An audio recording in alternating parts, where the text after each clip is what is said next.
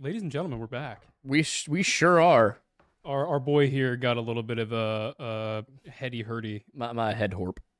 Head horp. I'm in pain. Tumby full.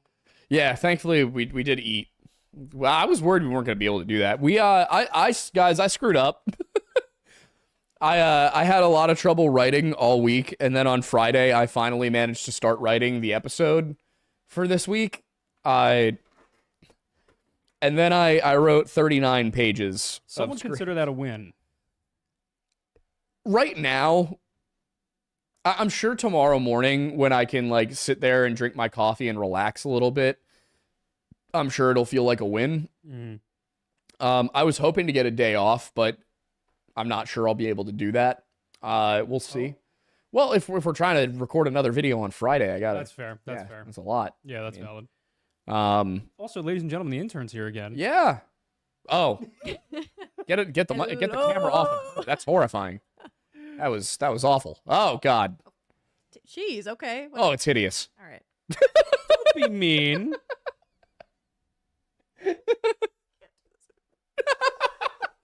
You have to. It's for college credit. You're You gonna don't have a be, choice. Paid up front. You're gonna be the only one they like by the end of this. Oh Though. boy. Yeah. No. By the end of this. By the end of like your stay here as an intern. Right. Oh well, you know. Who to that one guy who said he'd watch me on a whatever the hell that app thing is. Huh? The What? Pepperbox. Pepperbox show. Don't know what I would talk about, but sure. Yeah, that's fair. Yeah.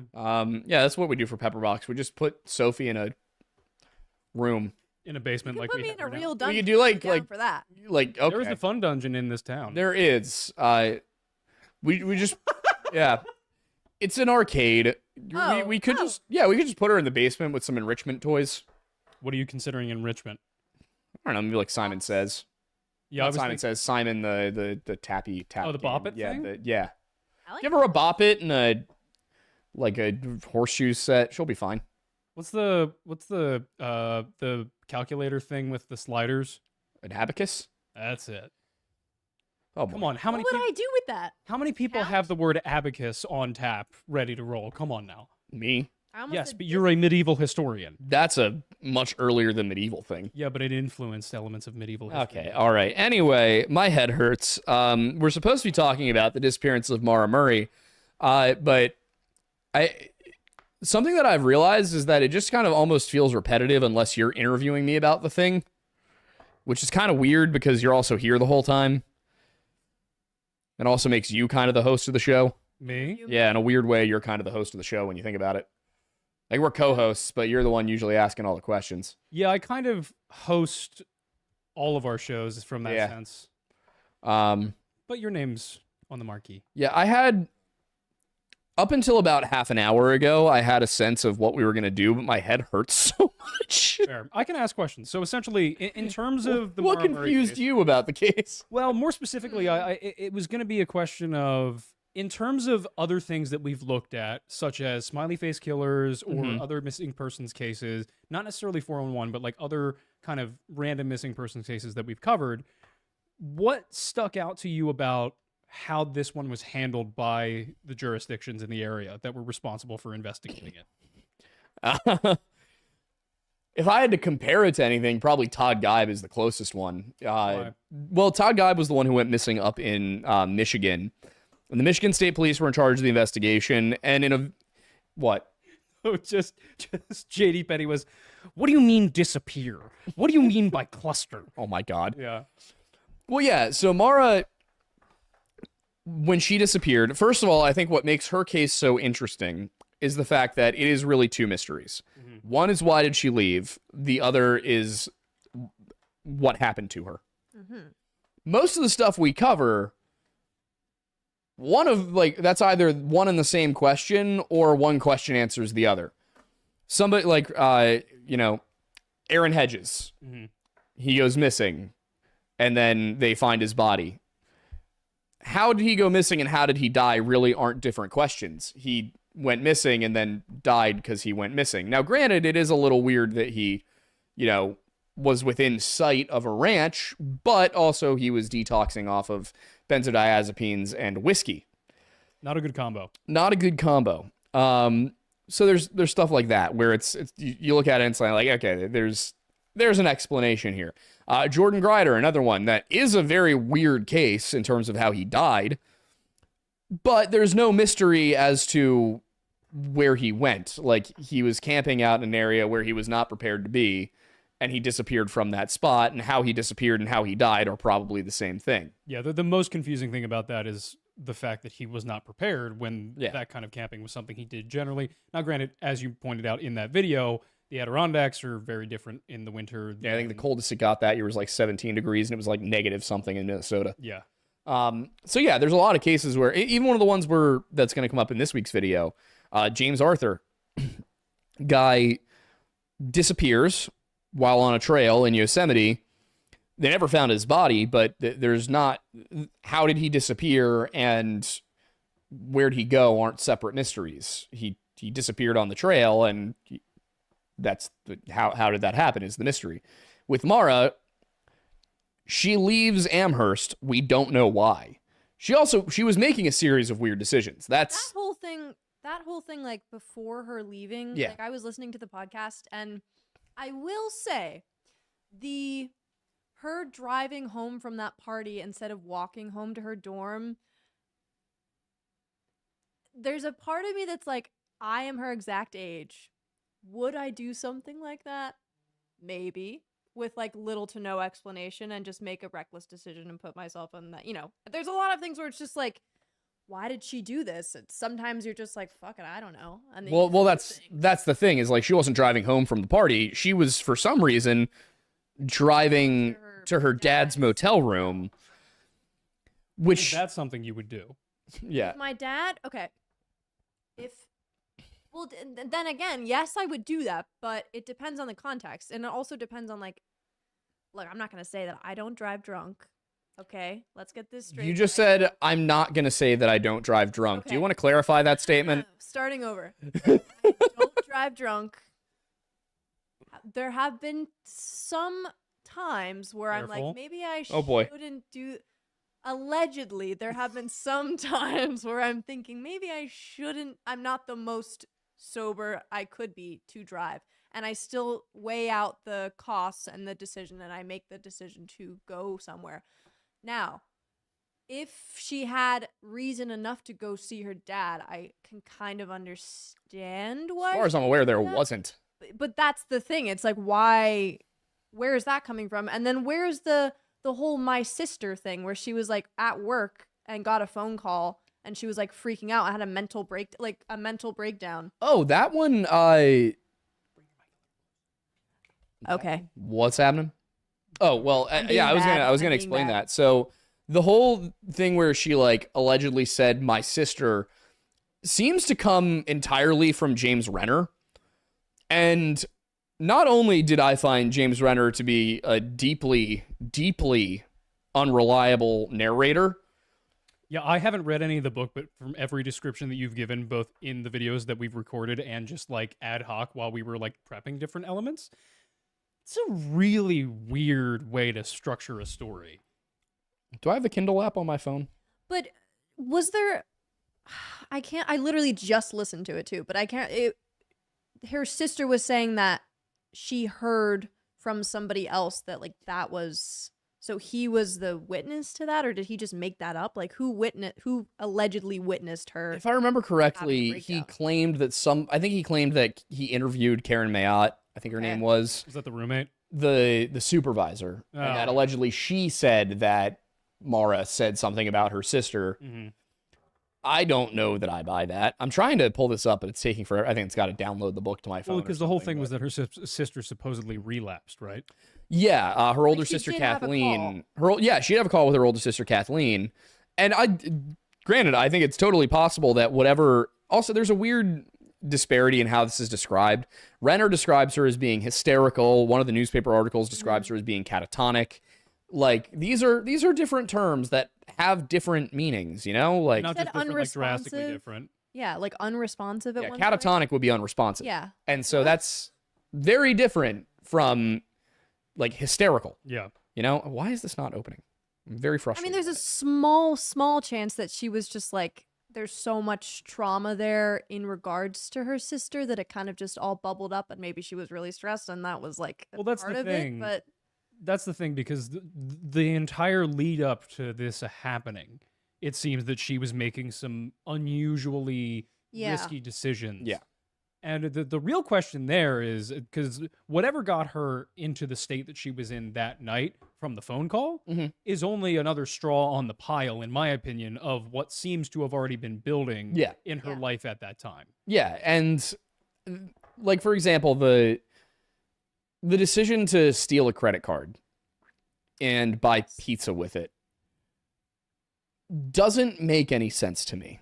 Which she seems like she was, for some reason, making a lot of impulsive decisions. Can I give a hypothesis I want to get your opinion on? Sure. My feeling is that, considering she was in a family where other members of her family were going to West Point, and it was generally like a pro-military, like, this is the path you should follow kind of thing, even if that wasn't overtly said, even if it was just like subconscious, I think she may have been, after leaving West Point, having a rebellious streak that she'd never had before. But she's 21 at this point. You'd think that she would do that in her freshman year of college, rather. That's my point, is that if she then, because she was at West Point during the beginning of her collegiate term. Yes. Okay, never mind. Yeah. So once she left, then it was like, oh, now I have this freedom. Free. Now I can be the rebellious young woman that I wanted to be when I was a teenager that I didn't have the opportunity to do. That happened to me. There we go. Yeah. But that's my thought process on that, is essentially it's just like she was probably just like feeling a bit repressed at home and in the life that maybe she felt was chosen for her, or at the very least she didn't have a full say in. And then so when she got that freedom, you know, maybe it's kind of like with the whole stereotype of like a Catholic school individual where they get out of it and they go insane. I mean, that would sort of go with like her wanting to get away. Like, it seemed like she was planning a vague getaway. For sure. Yeah, whatever that was, as like an escape. Well, really quickly, so what are your thoughts on that hypothesis? And then also, what was the time frame on how long it was from the germination of the idea of getting away in the mountains for a while and when she actually left? Based on her Google searches? Yes. Like 20 hours. Okay, so it was really fast. Yeah.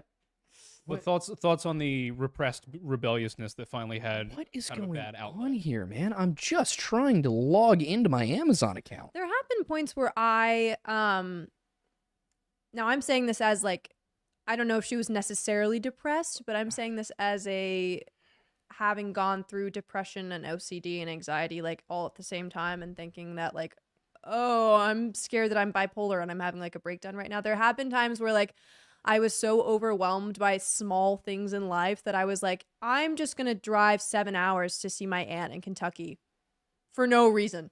And I just wanted to be impulsive.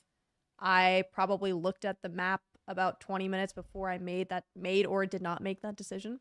I didn't do it, but Lord, there we go. I think we may have underestimated the mental processing variability of young women. Well, I've been trying to get to this for a second now, but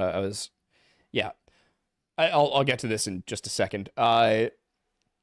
She left West Point because she got caught stealing. Mm-hmm. So I think she might have had a history of kleptomania. Is there anything in the documentation that you went through about incidents prior to that might add further credence to that? Or is that the first instance? She stole a makeup thing while at West Point. That's what got her sent to a disciplinary committee. And then the credit card theft was the next one that I knew about. Mm-hmm. It's possible that there were instances when she was a teenager, or that she just didn't get caught, things like that. It makes me wonder, and again, there's no concrete evidence for it, but it makes me wonder if maybe she did have a bit of a kleptomania issue. That could be associated with other things. It could be that she just, was generally impulsive. The thing about the drive, like the driving up to New Hampshire, is definitely impulsive. That is a snap decision that she seems to have made the night after she got into that accident. I don't know. As you remember, the conclusion that I came to, based on what I saw, was that maybe she was pregnant and she was driving up to Burlington to get an abortion. Yep. I think that is the explanation that requires the fewest assumptions and that answers the most questions about her disappearance. A lot of people brought up the birth control thing, like why did she have birth control with her in the car if, blah, blah, blah. Still take it. You still take it. Still yeah, take it. You don't stop taking birth control. Also, one method of attempting to end a pregnancy is to take a whole bunch of birth control pills at once early enough in the pregnancy. It's not a good idea. It doesn't always work. And it likely will cause more harm than good. Yeah. I think the alcohol could have just been her, her favorite drink was a White Russian, from what I understand. Alcohol could have just been she knew this was going to be a tough week and figured I'll drink my way through it.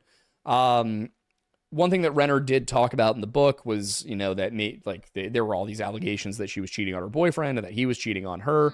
I don't know how much of that I believe. I do wonder if maybe the night that she...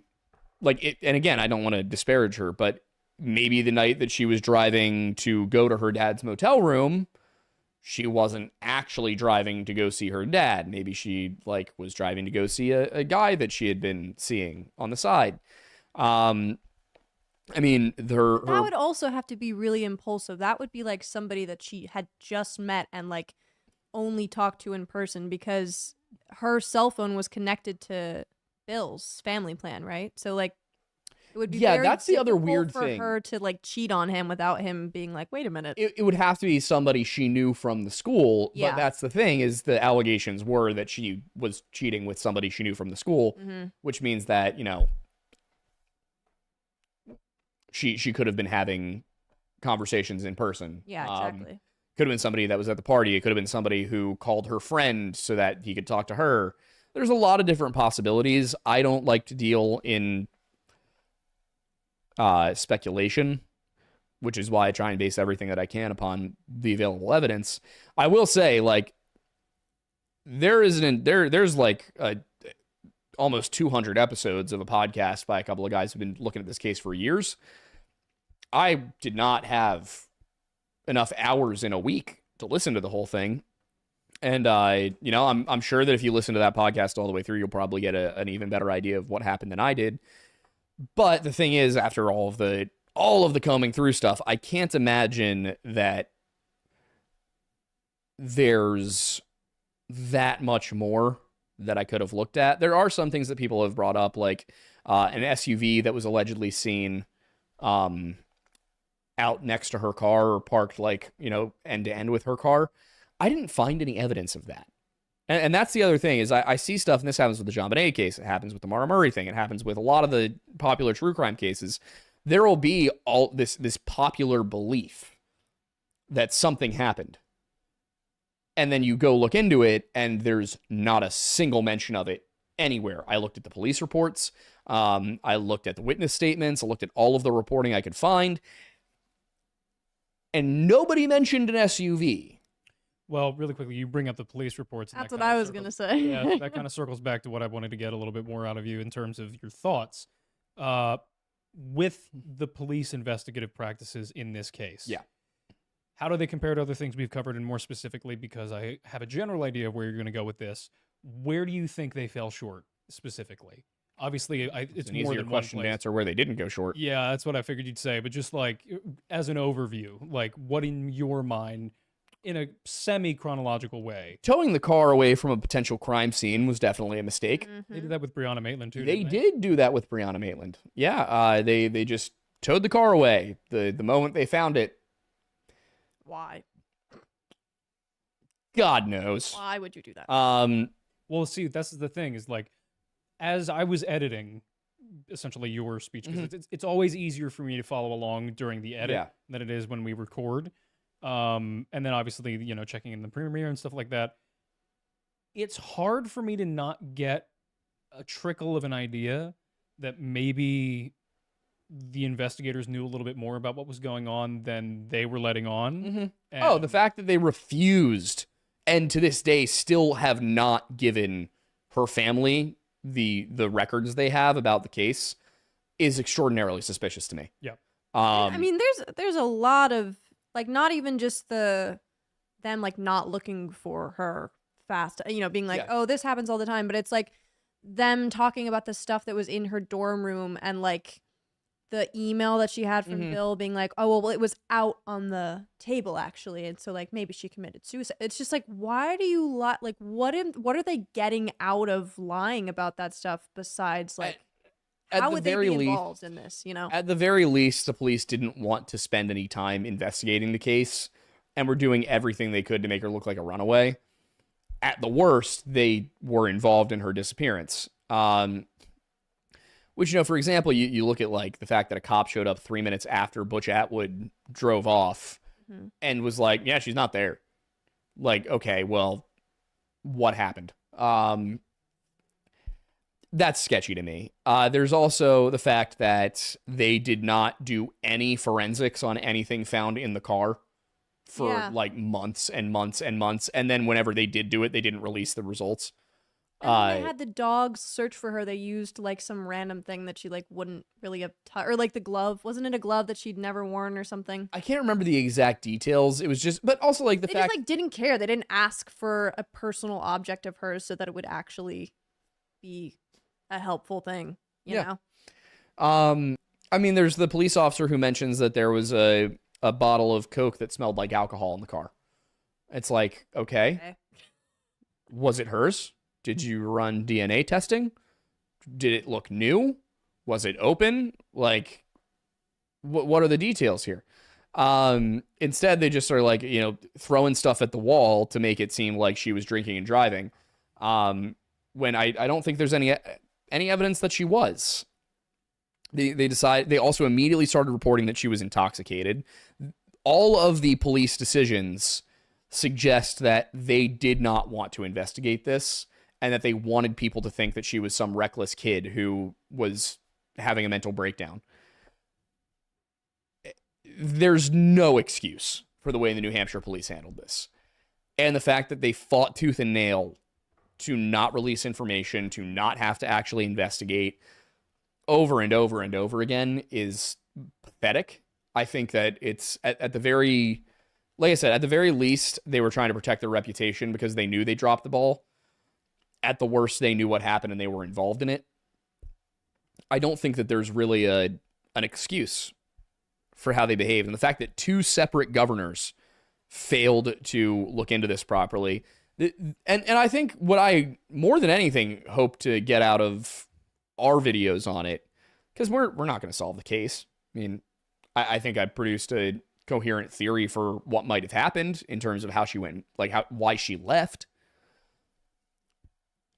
I just hope that the pressure is on the police to do the right thing and give her family the files.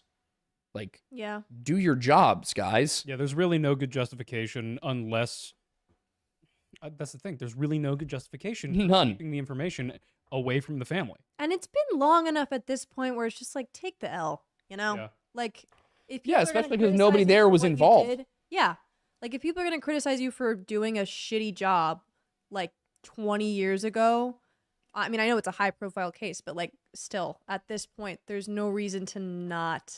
And that's the other thing, and I know we wanted to bring up Greg in a little bit, but if there is the theory of a serial killer out there, at this point, the likelihood is that whoever may have been responsible for what was going on is either dead or no longer active. So I have been in touch with Greg. He is probably... I'm hoping we're going to be able to get him on the show. Yep. He asked how to reach out to me. I gave him my number. We had talked on Facebook. I'll reach out to him again this week if I haven't heard from him in a few days. And for those confused, we mean Greg Overacker, who was the PI who looked into Brianna Maitland's case. Yes, right? And he was the one who came up with the idea that there might have been a serial killer. I went into it in the video that he suggested it was a guy named Brian Rooney, who I don't think it's a bad hypothesis at all. Mm-hmm. I think there's a lot of energy saver turned on. What is that plugged in? The computer is not plugged in. You silly goose. Guys, they're unprofessional. They're unprofessional. Is the little icon on that's in the bottom right that says it's charging? Yes. Cool. Yeah, Brian Rooney, reasonable suspect for that, considering what he eventually went away for. Did anybody ask him if he did it? He still claims innocence in the Michelle Gardner Quinn case. He insists that it wasn't him, but like he had a history of doing similar stuff. So. Was he like serial killer? Was that the only person that he killed? They only ever got him for one person. Okay, so he's maintaining. Okay, It does annoy me, and I almost have to laugh when people comment. They're like, "It was Israel Keys," and it's like that is one of the few people it definitively wasn't. Explain again who that was. He was a serial killer. I think Wendigoon has a video on him. I don't know the ton of the details on Israel Keys. I'm not a serial killer guy, but from what I understand, the FBI was able to confirm that he was in Utah or something at the time. So it wasn't him. You know, there are other people who are like, oh, well, it was Billy Rosh had a hit out on her. Like, why? Also, how? Yeah, a 21-year-old nursing student. Well, he was her fiance, or not her fiance, her boyfriend. So the idea was like, well, if she cheated on him, maybe he decided to have someone go get her. And then another one was like, oh, maybe she ran off with a new boyfriend, but nobody, like the guy that she was supposedly having something of a fling with, who I reached out to try and get his perspective on this. I reached out through LinkedIn because that was the only place I could find him. Like, hey buddy, I'm a YouTuber. You want to tell me about the time you had an affair with a missing woman? Not surprised he didn't answer me. I didn't phrase it like that, but you get the point. Yeah, that's not how you phrased it, but it's what he read. Yeah, so he was the one guy that I understood she had any consistent thing with. If James Renner is to be believed, and again, I don't think you can trust James Renner, he had said that she was also, hooking up with other guys, which sounds really bad. It's not super uncommon in college. Like, I knew a lot of people who were not necessarily cheating on people constantly, but not in a serious committed relationship. Yeah, they were playing the field, so to speak. So I'm not saying that doesn't happen. I don't want to besmirch her honor given that she was in a relationship and we don't know for certain. And her also members of her family were weird. There was a lot to this case that underlies it that I didn't get into in the videos because it is so poorly documented and there's so much speculation about it. But I did get the sense reading through everything that a lot of different people were holding stuff back. But I do want to quickly, I've been mentioning how James Renner can't be trusted and his book is weird and stuff like that. Let me read you the first sentence of the first paragraph of the first page of his book in chapter 1, not the prologue, but chapter 1 of the book. The day my lawsuit against my former newspaper was settled, I drove out to the Lodge, the nudie bar on State Route 14. Okay. This was in 2009. For the last 6 years, I had worked as a reporter, not the sort of reporter you see in movies. I wasn't a beat reporter for some important daily paper. I wrote for the alt weeklies, those free papers you find in bars and record stores and comic shops. There were two in Northeast Ohio, the Free Times and Cleveland Scene, before they merged in 2008. When I started out, a feature story paid $2,500. When I was fired 6 years later, the same story paid $300. Desperate times for a gonzo journalist. This is not the kind of man whose word I trust. First of all, you opened a book about a missing woman talking about how you went to a strip club. And your journalism career. This is not about you, mister. I mean, and then here's the thing. Like, there's an entire 2 more paragraphs. 4. I stopped reading the nudie bar segment after that point when I originally read it. I'm not gonna. I am most of the way through this chapter now. The entire chapter, he's just talking about the strip club. I just want to highlight my innocence here. When you said nudie bar, both when we recorded up until right now, I was thinking of NUDY, like the cafe. No, yeah. Yeah, so I thought it was just like a branded bar. I've never, wow. Yes, Gracie took off her panties, turned around, and straddled my leg should not be a sentence in a book about a missing woman. Oh. At one point, he's also like, I asked Maura's family if they would be willing to sit for interviews, and they explicitly asked me not to write this book. Yeah. Yeah, it's pretty bold to put on the first page. Yeah, he even admits that he was like looking for his girl with the dragon tattoo story. I'm like, woo. I don't like this. Yeah, it's I'm sorry, I don't care that you had some sort of epiphany while getting a lap dance, dude. You don't belong in this sphere. You should not exist as a writer at this point. Go away, you creepy man.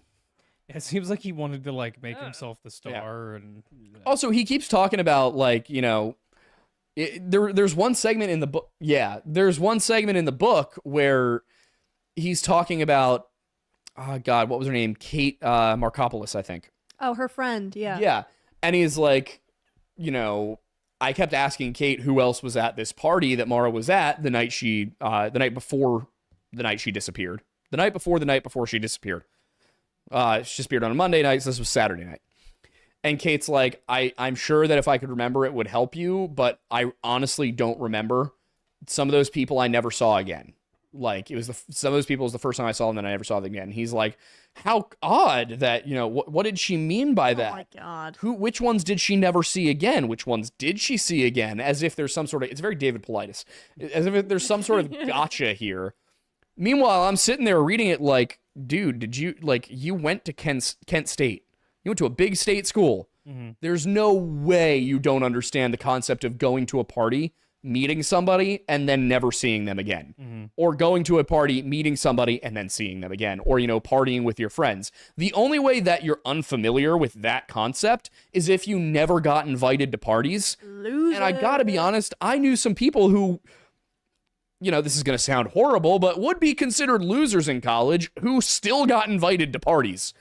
You have to be a, like, bottom tier loser to never have attended a college party like while attending a big state school. A bad person loser. There's got to be a reason people aren't inviting you to parties. And based on his writing, I think I know what it was. Yeah, at that point, it's not that people don't really like vibe with you. It's that they actively dislike you. Yeah, and he also did a bunch of work on another Amy Mikhailovic, I think was the case, where some book that's Crazy Little Children. Yeah, where the people who he interviewed in that book later came out and were like, he totally took my quotes out of context. He changed what I said. This is not reliable. He's writing, it's like he's writing for the National Enquirer, but instead of, you know, like Princess Kate, really a man? He's doing like, you know, missing woman, unsolved murder case. What about a nudie bar? Can they see this? They can, yeah. Yeah, face it up the camera, yeah. Now, I don't like to judge a book by its cover, but this looks... The book is titled... Looks like he wrote that segment. Sophie, the book is titled True Crime Addict, The Story of How I Lost Myself in the Maura Murray Case. You can absolutely judge it by its cover. Sounds like he lost himself at the nudie bar. He lost himself in the sauce is what he did. Yeah. Going back to her not remembering things, there have been... I don't even remember...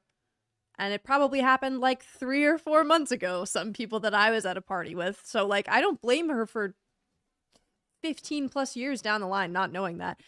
But there is the one girl, Sarah, who had the party or soiree or whatever, who was, like, withholding stuff for some reason. Like, well, that's the thing. She just wouldn't talk to him. Yeah. And he was like, how strange that this young woman I've been harassing won't speak to me.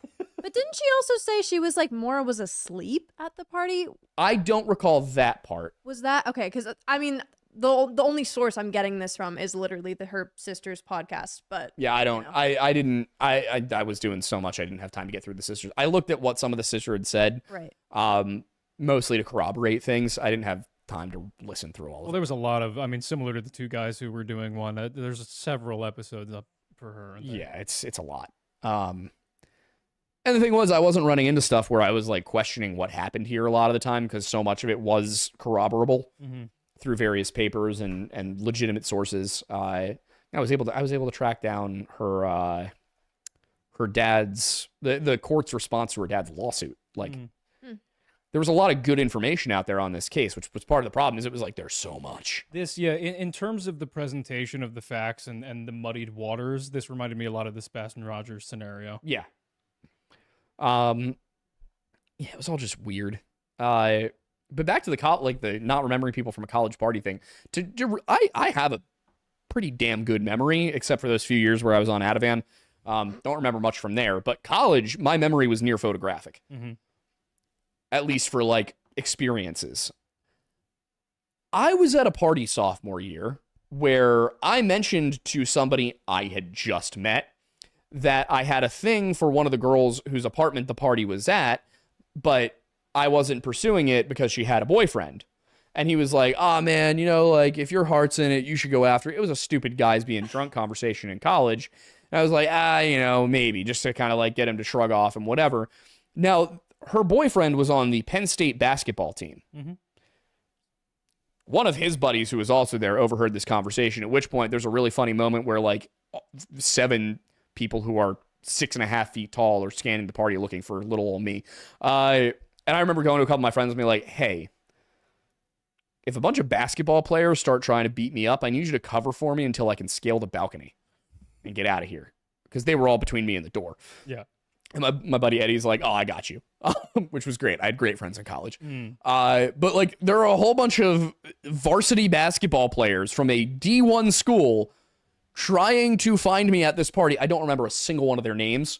Can't remember what half of them looked like. I probably never saw them again. Never saw them again. I probably remember the names of the girls who had that apartment. I do remember them. I remember the people I knew who were in that group. That's it. Interesting. Literally it. Hiding. Huh? What are you hiding? And here's the thing, is it's... he wrote this book he was writing it in 2013. This happened in 2004. This party would have been 2018. I can't remember it now. Yeah. And I wasn't drinking that much that night. I think I had just... I think that was the night I tore my knee open, though. Remind me how that happened? Well, their apartment was on like the second floor and it had a balcony that was right over the door. Oh, so you so as a neat little balcony. Yeah, as a neat little party trick, I would run up the wall, grab onto the railing, and pull myself over it. This is a thing he did frequently, irregardless of whether or not anybody was there. He just enjoyed doing it. Oh yeah, I was breaking in constantly. You know, I was doing the panty raid. No, you can't say that. You just said I was doing it whether there were people there or not. Yeah, scaling a balcony, not stealing women's underwear. I wasn't actually doing that. The door was locked. Megan, I'm so sorry. I promise I'm kidding.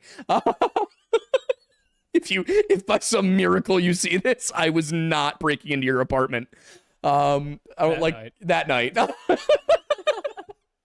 I did break into one of my friend's senior year's apartments. It was the sophomores who lived on our floor. Okay. And that was the time where I climbed over because we had neighbors who we were all friends. We had like an open door policy. They were still home on break, and I climbed over one of the railings on one of the balconies onto their balcony. They left their sliding glass door on their balcony open. Horrible decision when I'm there.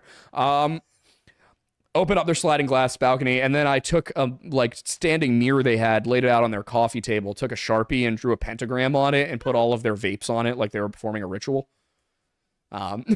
You ever know what the fallout of that was? They walked over. We were all hanging out in one of the other apartments. They walked over and they were like, "Which one of you set up the cult of vapes?" And everybody looked at me. Mainly because I had told everybody I had done it. Yeah, I was very proud of the situation. Yes. We had a lot of fun senior year of college, which is how I know that James Renner must have been an absolute deject loser. I was not even like a popular guy. I just worked at a bar and had people I lived near. That does help. That helps. Yeah, no, because I mean, there are some, like you said, people who you would like categorize as losers who are like, they're endearing and like you want to hang out with them and you will invite them to a party. But then there's the guys who are like, they genuinely make a scene and they make people uncomfortable. So you make a point to not invite them to things, and then they aren't invited to anything. And they're like, man, why doesn't anyone invite me? Like, dude, I had a neo-Nazi show up to one of my Halloween pre-games dressed as Sam Hyde. Like, if somebody invited him, I don't know who.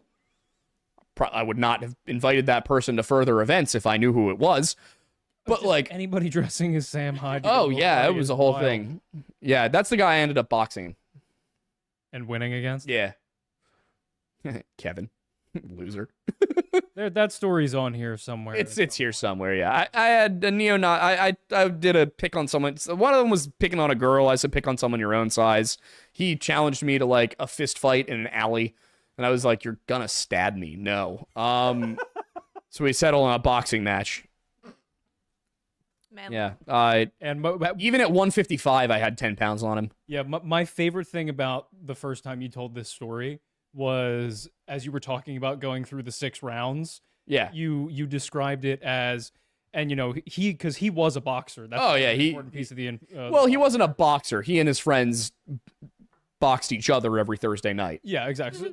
A hobbyist boxer. Yeah. But I remember you describing it. It was like, I had no idea what I was doing. I was just like trying to like watch and see and respond and whatever. And it was kind of funny because like by the time we got to the 3rd round, my friends were essentially telling me, it was like, we're impressed that you made it this far already. And it was essentially my favorite line you said was like, I was learning to box in real time. Oh yeah, real time. It was all on video too. Like somebody still has this somewhere. Yeah. You can see me learning how to box over the course of 12 minutes. Yeah. Longest 12 minutes of my life, by the way. I have so much respect for boxers and fighters now. Oh my God. It's exhausting. Yeah, it's just constant movement for like 2 minutes at a time. Yep. It's insane. Yeah, it was fun. And then at the very end, like once we got to like the last 5 seconds, he tried to come after me really hard. And I ended up just punching him in the gut. He just tired himself out. Yep. I was like, come on, little guy. Like, what's wrong with you? Saw him at a bar last year, I think. Maybe a year and a half ago now. 2 years. I don't know. I was dating Amanda at the time, so it was last year.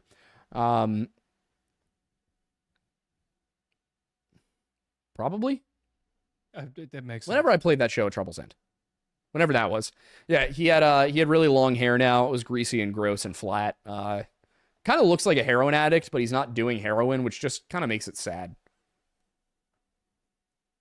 Like if you're gonna be a guy that looks like a crackhead, at least be doing crack. Yeah, like crack, yeah.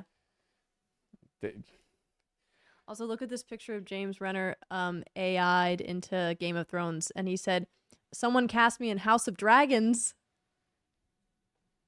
Need I say more? Is that on his like official Instagram? Yeah. Yes. We might have someone worse than Steve Fisher. His son just graduated high school, so. Well, hopefully his son is not as awkward as he is. Well, all right. What's the Letterkenny line? Why are you so fucking awkward, bud? Yeah. That's how I feel about the guy. Well, okay, I don't want to be mean to his son either, but like. Does his son also look like a weirdo? I can't see that from here. I'll withhold judgment. He's just a kid. Yeah, he's just a kid. He's just a kid. He's learning. I hope he's not learning from his There's dad. probably some stuff about his son in this book because all he does half the time is talk about how his life is going off the rails. Oh, that's kind of cute. There's him at prom. No, we respect good. Yeah, so I mean, it's just like, but that's the thing is, throughout the book, there's all these weird anecdotes about his life, and you're like, what is the relevance of this? Make it about your life instead of like putting Maura Murray on the. I mean, I guess the book is called like How I Lost Myself. Yeah. Well, that's the thing is like we'll just grab a random segment of book and see what we come to. All right. It was during this. Okay. Yep. Here we go. It was during this time that my son began to get violent. No way. No way. Yeah. Is that kid? Is the kid you found? Is his name Casey?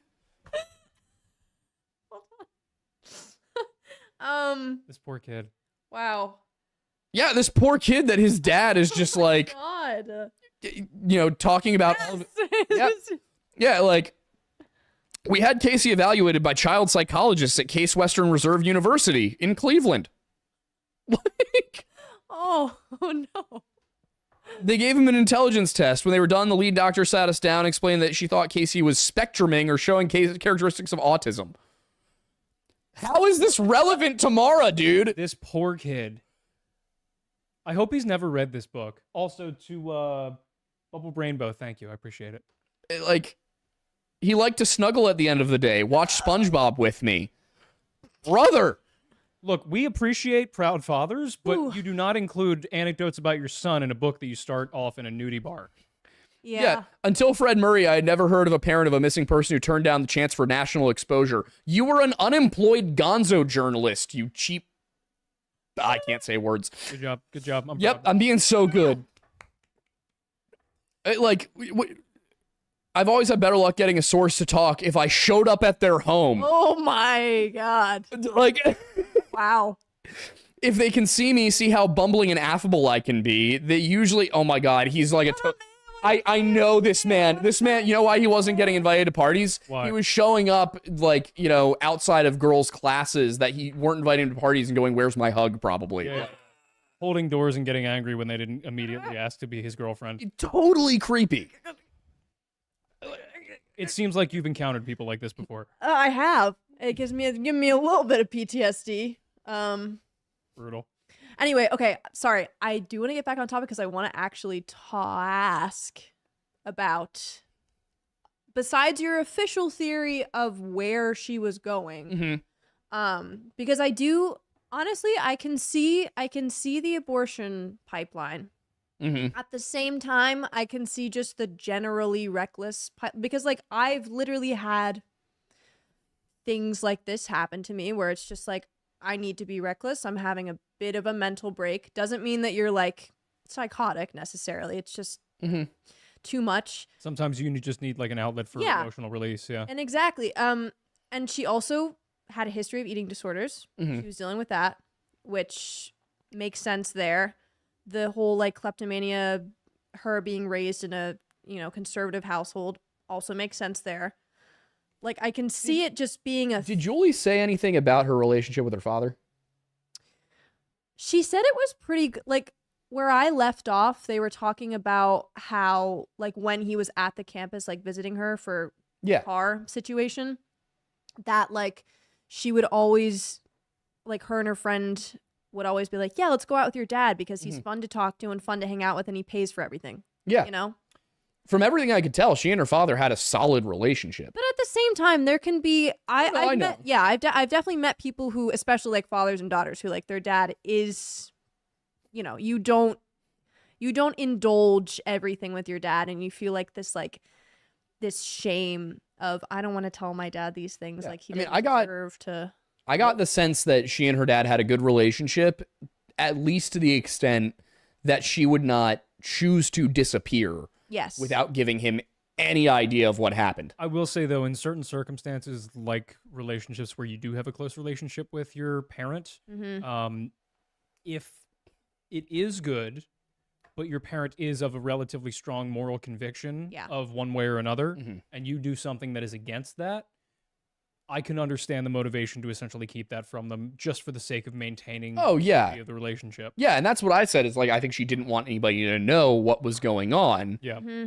But at the same time, with the amount of national exposure it got, with how long this story has been in the media, I think if her intention was to disappear to get away from her life, I can't imagine her sitting there and watching her family go through this. And watching her dad basically dedicate the remaining years of his life growing old, trying as desperately as he can to find this missing daughter, I can't imagine her, based on what I knew and what I read, not giving him some sign that she was okay. So to put it in plain words, the conclusion we're kind of coming to here, at least the three of us, is that the initial disappearance was motivated by her own desire to do something. Yeah. The secondary disappearance was almost certainly not her choice. Yeah. And also, just to bring it back, because, you know, she disappeared on Wild Ammonoosuc. I have to drive to New Hampshire, I said to my wife one night when we were lounging on the couch at the end of the day. Julie rolled her eyes at me. The anniversary of Maura's disappearance is next week. I want to be there to see who drives by the scene of the accident for the book. I hate these stories. You always have to find some dead girl. It's so codependent. Like, even his wife is sick of his shit. No one knows if she's dead, I said, and she isn't a girl. She's a grown-up. There's no dead kids in this one. That you know of. So what, said Julie. If you have to go, go. But I won't be happy about it. Thank you. Just don't do anything dangerous or stupid. A week later, I was driving drunk down Wild Ammonoosuc Road, lost in its dark turns. You know, to get in her mindset. Yeah. It's psychological research. Yeah. Like, going back and reading through it again, not like... This is not with my analytical mind of like trying to be like, okay, what's in here? What can I use? What's important? You went through the first time looking specifically for elements that were relevant to Maura Murray. Yeah. now going through and just looking at it as the text itself, wow, I almost want to read this book just to understand, like... Let me pick your brain, James. Yeah. Let me pick your brain. Yeah, it's... Karen checked in with her lead supervisor around 10:30 the night of Maura's breakdown. He said, something's up with Maura. Just so you know, she had been crying. I went to see what was up. When Karen arrived at Melville, Maura was staring into space. I don't know how to explain it. She was just zoned out. No reaction at all. She was unresponsive. So, like, he says he had this interview with her. I don't know that I believe him. I will say, in terms of emotional response, I could understand her being hysterical. Yes. Right after the phone call and then kind of going numb afterwards. Mm-hmm. Or especially if she's already in this state of like, I'm trying to put myself in the mindset because like I said a million times, like I've had this kind of situation happen to me. If my sister called me during said episode and was like, hey, I just got out of rehab and my fiance immediately drove me to a liquor store and I relapsed. Yeah. I would just be like... Which also, horrible fiance. Yeah. Oh my God. What a guy. Yeah. Real he piece of work. should be friends with James Renner. I also want to know why this guy made a direct reference to State College, Pennsylvania, and how I can make sure he's never there ever again. Like. Well, because he didn't go there, right? No, he went to Kent State. Close enough. Penn State, Kent State, same number of letters. The Pennsylvania State University. Yeah. Kent's Woods. Kent's Woods. Okay, so, but when we're talking about like disappearance, so we're on the same page of what words, Sophie. Right. Throw the dictionary at her. We only have Bibles. Close enough. There's a lot of words in it. She'll find one of them. I'll find a word you just in there. put the non out of reach of the dog instead of throwing it away? I don't think there's because we don't have a trash can in here yet. There's a trash bag. There's a trash bag right there where we threw the... I was in the middle of getting everything set up. All right, okay. Anyway. There's rice down there, too. So, there is. I actually got rid of the tikka masala that was over there. There was tikka masala over there? It was empty. It was an empty thing. Oh, okay. She's a great intern. Yes. See? I clean. That's not your only He said job. I didn't clean. When did I say that? Earlier. What? Oh, yeah, that was your joke at some point. Oh. It's been a long day. I've talked so much today. That's fair. Your brain, yeah, it's okay. I gave you a pass. You know what? This is like 2 Fridays ago burnt me out so bad. I talked too much that day. Yeah. I dug. Yeah, you did Pop Culture Crisis in between those two. Yeah. That's a bold move. Also, Sam Cedar, screw you, you bastard. You made it sound like I wanted war with Iran. Not Iran. I still got like some of that old like so far away. Yeah, no. That's I got some heat for that in like the comment sections. People are like, I can't believe you were saying that we should go to war with Iran, and I was like, I said the precise opposite. And then I go and I watch the Sam Cedar clip, and I'm like, oh, this lying piece of shit. Which is funny because a while ago I told my dad that the guy was a, lying piece of shit, and my dad was like, no, he's not. And then he did it to me, and I was like. Now there's proof. Now there's a familial proof. Yeah. Don't believe anything you hear from political podcasters. Yeah, especially if they just took a clip and showed it to you. Yeah, their entire motivation, no matter what side of the political compass they land on, is to make money. So they are going to tell you what will make them make money, which is something that will anger you and make you keep watching. Yeah, I'm sitting there, and the gist of what I said is, I don't think Trump understands that this is a religious conflict, and he's really stupid for getting involved. Mm-hmm. And they cut it around until it sounded like I was saying that we should go to war with Iran. I was like, this is advanced. Yeah. This is so deliberate. Like, ooh. I'm so glad we're not a politics show. Yeah. I don't think I could ever stoop that low. I could never be that shameless of a person. I wouldn't be here. I have a moral compass. Yep. Which is important. It's an important thing to have because James Renner does not. Yeah, that's fair. Now, let's be fair. If we ever become grifters, we'll let you know. Oh, dude, we would be the best grifters. We would. I would be so good at it. I would just say shit. That's kind of what we do want to start. We kind of want to start a channel just because we think it'd be fun. Yeah, deeper lore, just say stuff. Yeah, just say stuff and not mean it. The guy who has like people on who are like, I can communicate with the Grand Council, and they start speaking in a weird voice, and you see that clip? No. Oh, well, I got stuff to show you after the show. Wait, what if we start Deeper Lore and we start that show and then it gets a following and then we do a Lore Lodge video on why these guys, on why Deeper Lore is horrible? Yeah, we just like wear mustaches over our mustaches. Yeah. like gray or white. No, we get the fake nose glasses with the mustaches. Oh, you have to switch positions too. That's yeah, definitely. That's true. Would you wear a fake mustache and glasses and stuff? I feel like I'd go a step further. I don't know. Is it funnier to have a bad disguise or what? We're not paying for that surgery. even if we were giving you health care, it would not cover that. That's unrelated. It's not about like an agreement or not. I'm just not paying for it. That's fine. You can start a GoFundMe for your transition. It's a business expense, technically. It is. If you are transitioning for the purpose... I don't know if we should continue down this line of thought. It just occurred to me. I was like, is that something you could, like... Well, you did say that you needed a female perspective, so, like, you're right. If you also, hired a man... if you're an athlete... I don't know. This is dangerous. It's Pride Month. Getting into dangerous territory. I don't. These are this thought experiment. These are having a beer in our backyard conversations. Not online to live people. Oh God. There are certain questions that don't need to be asked, and probably 3 of the things we just said are. For example, we love the dolls. We love the dolls. We love the dolls. What? He would never say that. All right, how did we get here? I'm sorry. You got a headache and we're tired. Yeah, it's super chat time anyway. I mean, I want to know how she died. All right, I want to know who killed her, or if she just ran. That's the thing that bugs me is like the dogs hit. The dogs they hit on something in the basement, and the cops said we're gonna just dig in a little corner. You know, like that pissed me off so much.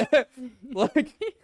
Excavate the whole damn basement, dude. There might be a dead girl there. Yeah. What? That's cadaver dogs hitting in the basement is probable cause. Or at the very least, dig in the place they hit on. Yeah. Like, well, our cadaver dogs hit here, so if your cadaver dogs hit there, I don't know, man. They're not agreeing. I don't really. If your cadaver dogs hit in the basement, you should dig up the whole basement. It's that simple. Destroy the whole house while you're at it, you know? Yeah.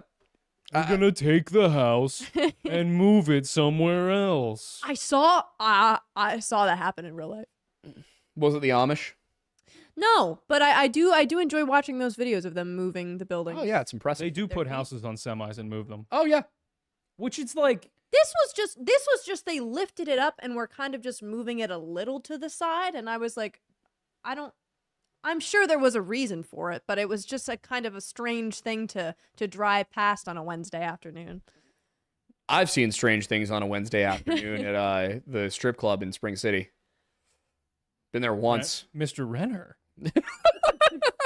What are you doing here? Well, I didn't want to be there. Carly dragged me there. No, I know. Yeah. Like, actually, like, I was like, I really don't want to go. And she was like, well, I'm going with these 3 strangers we just met on a Wednesday night at PJ's. And you were like, no, okay. Yeah, I'm like, activating Big Brother mode. I was like, I have to. Where is, I'm quite Baby Dolls? Is that what it's called? I've never been, and I'm very glad I can say that. I know the gem in Spring City. It was extremely depressing. We were like, it was like the 5 of us, which is me, Carly, and then I think the other ones are like in their late 30s or early 40s.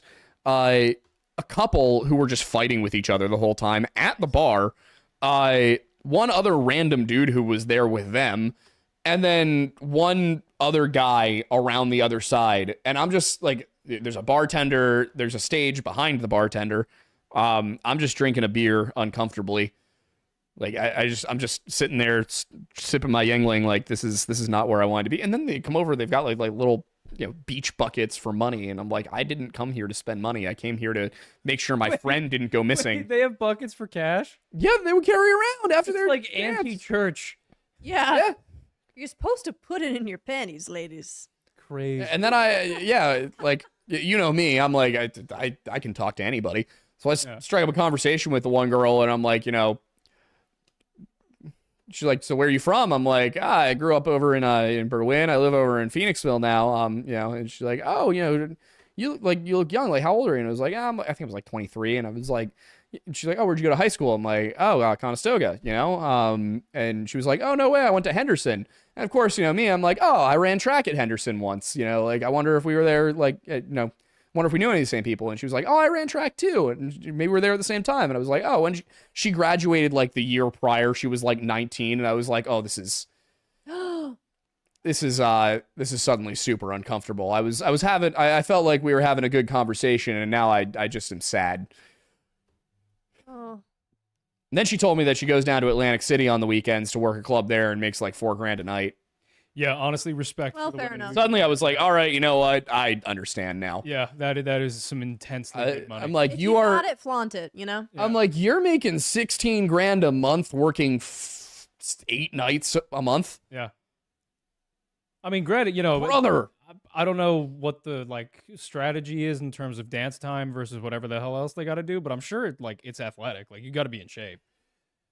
Probably. But that's the thing is, like, my friends are like, we're gonna, like, not my friends, because my friends weren't there. Carlykins, the other ones, to like buy me a dance, which was a super uncomfortable moment, because like it's some 31-year-old Slavic single mother who mentioned, like, having a kid, and I'm sitting there just thinking about like, oh God, I hope he's okay. This poor like 7-year-old sitting in front of Nick. What's this toddler doing at home? Like, how'd you end up here? Yeah. Yeah, it was a really uncomfortable evening for me. I've never been back. What? To be fair, I think we're being a little too much like James Renner right now, because Bond, James just commented, "This is about Maura Murray."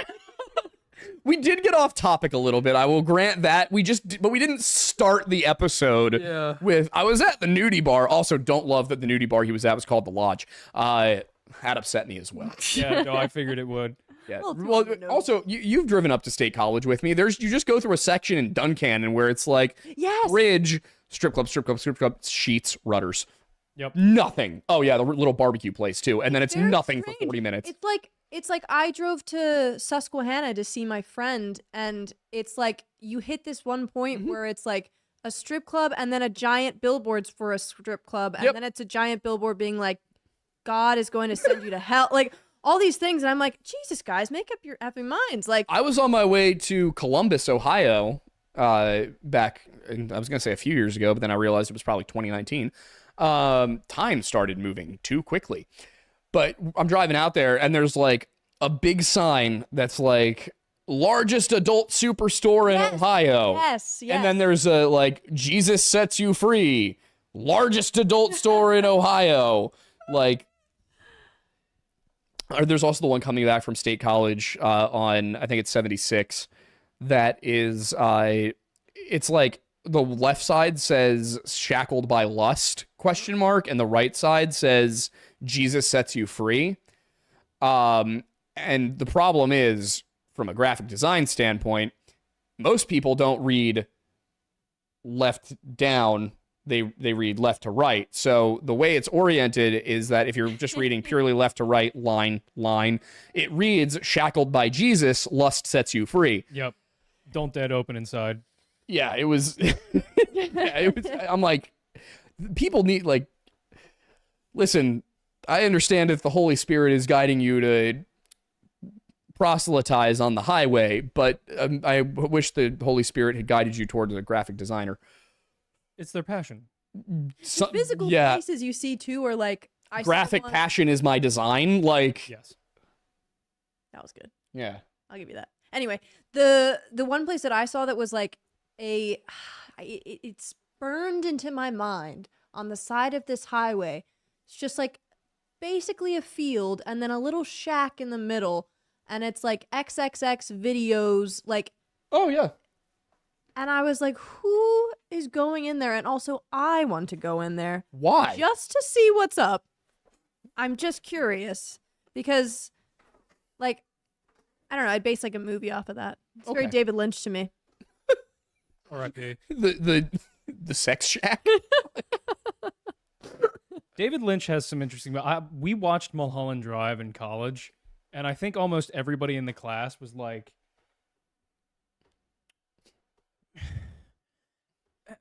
"Yay!" Everybody was like, "Why is everybody confused about this movie? It makes sense."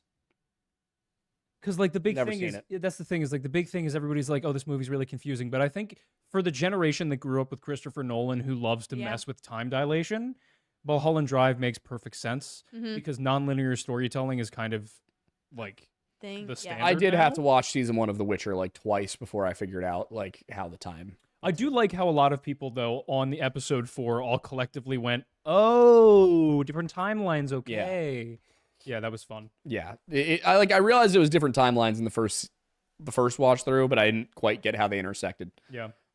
Also, when I was in a creative writing class senior year of high school, for some reason, like towards the end of the year, we were talking about like screenwriting, and so we watched The Graduate, which is an interesting movie to show to a bunch of 17-year-olds. Also, wait, I don't know where you're going with it, but movie does not hold up. No. Also, I swear to God, we watched it 4 times for some reason. Oh, that tracks. And it was Interstellar these were like 40-minute 4 class times before. periods. We were watching the movie like 40 minutes at a time, and for some reason, we kept rewatching it. And it wasn't our choice. Yeah. I Nobody, think Mr. Smith just really liked The Graduate. Nobody can convince me that the daughter would have given him the time of day after finding out what he and his mom did. Oh, absolutely not. Also, I love the fact that Simon and Garfunkel like rewrote several songs to do the soundtrack for that movie. Yep. It's basically the movie is almost entirely a long music video for that album. Yeah. And Dustin Hoffman driving a car.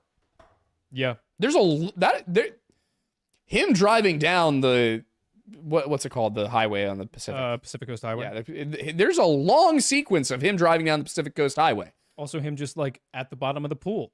Yeah. And in the pool. Yeah. Really strange movie. Yeah. Well, that stuff was intentional, and that stuff I understand because they were trying to.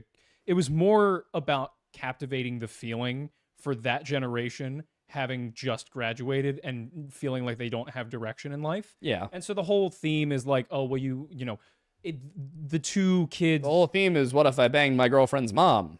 Well, You, it's Mrs. more about like, what Robinson. if I took control in a life where I feel like I have no control? And the reason why the ending is supposed to be Maura profound- Murray. Yeah, well, right. Well, and the whole reason the ending is supposed to be profound is because the idea is that they both have done that. And like she at the end is kind of going against her parents who were trying to like, force her to do a certain life. He's going against God. Exactly, yeah. And then at the end of the movie, the whole idea of like them, like their smiles fading as they're both realizing the repercussions of the life that they just decided to like make for themselves. And they're kind of settling in with the fact that it was like, oh, this is adulthood. I banged and your now mom. Yeah, now I have to deal with all this stuff. It's just, the unfortunate element of the daughter That even he banged her mom. Yeah, and the daughter giving him any even remote communication after knowing that is just so incredibly unbelievable to me that it just takes me out of the movie. Suspend my disbelief Miley so Cyrus's much. mom married her ex-boyfriend. Wait, what? Huh? Yeah. No, I didn't even hear. What did you Oh, say? Miley Cyrus's mom married her ex-boyfriend. Married Miley Cyrus's ex-boyfriend? Yeah. Her mother is now married to her ex-boyfriend.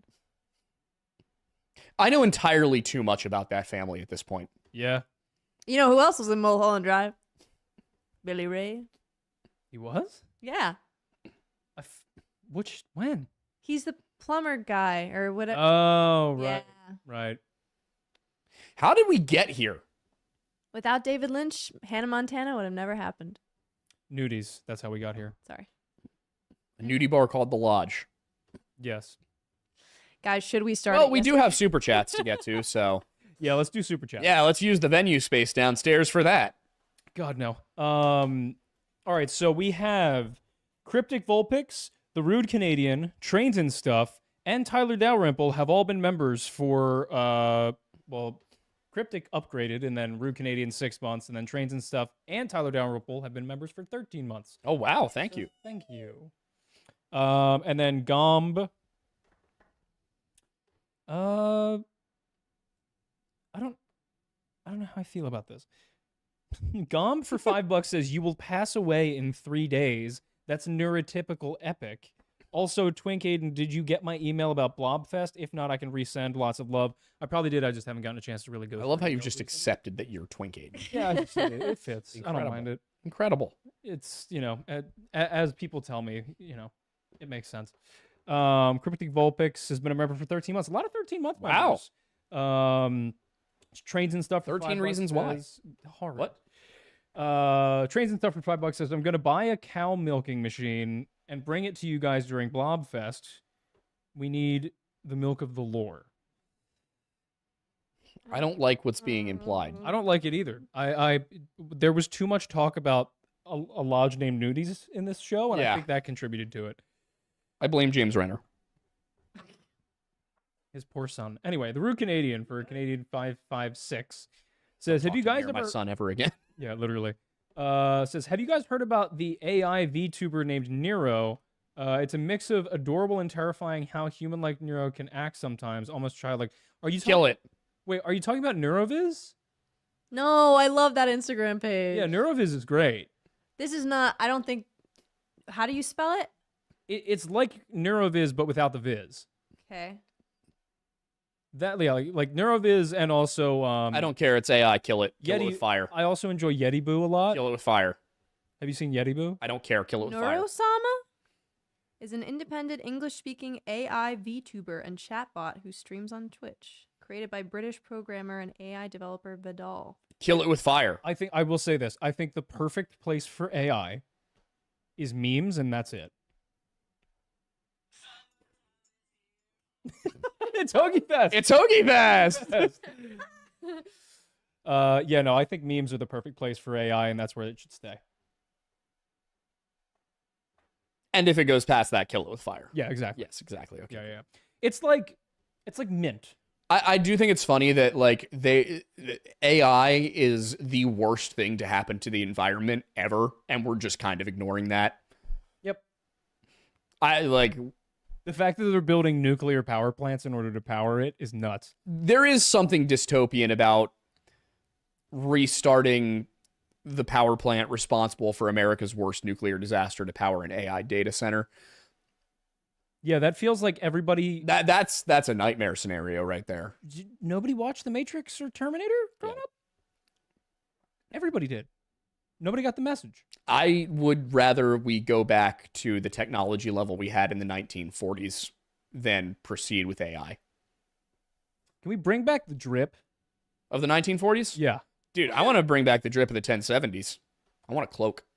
I have to. I'm told that I look like I could be from the 1940s. You what? I get told that I look like I could be from the 1940s. I don't have iPhone. You got Maxis, hey? I see more of a like a Victorian / like revolutionary vibe. Which is why I should be in a period piece. Exactly. Directed by... You do not have the iPhone face, so you got that going for you. Yes. I don't... Do I? Do you? Like a little bit. I don't think you do. I think you could have been like a painting. You could have been a painting. You know what? You could have been a painting. I'm honored. I'll take that as a win. Okay. Mattis could go a few different ways. Well, the glasses don't help. What's that supposed to mean? You know exactly what I'm talking about. Okay. Wait, now I can't see. Yeah, wait. No, look. My glasses. I can't look see at her it. without your glasses. What decade am I from? No. I can't see. Oh. No. What does he have iPhone face without the glasses? Okay, stop. She says, "Don't mew me." That was not a view. That was something else. Okay. Yeah, it's the blue steel. Yeah.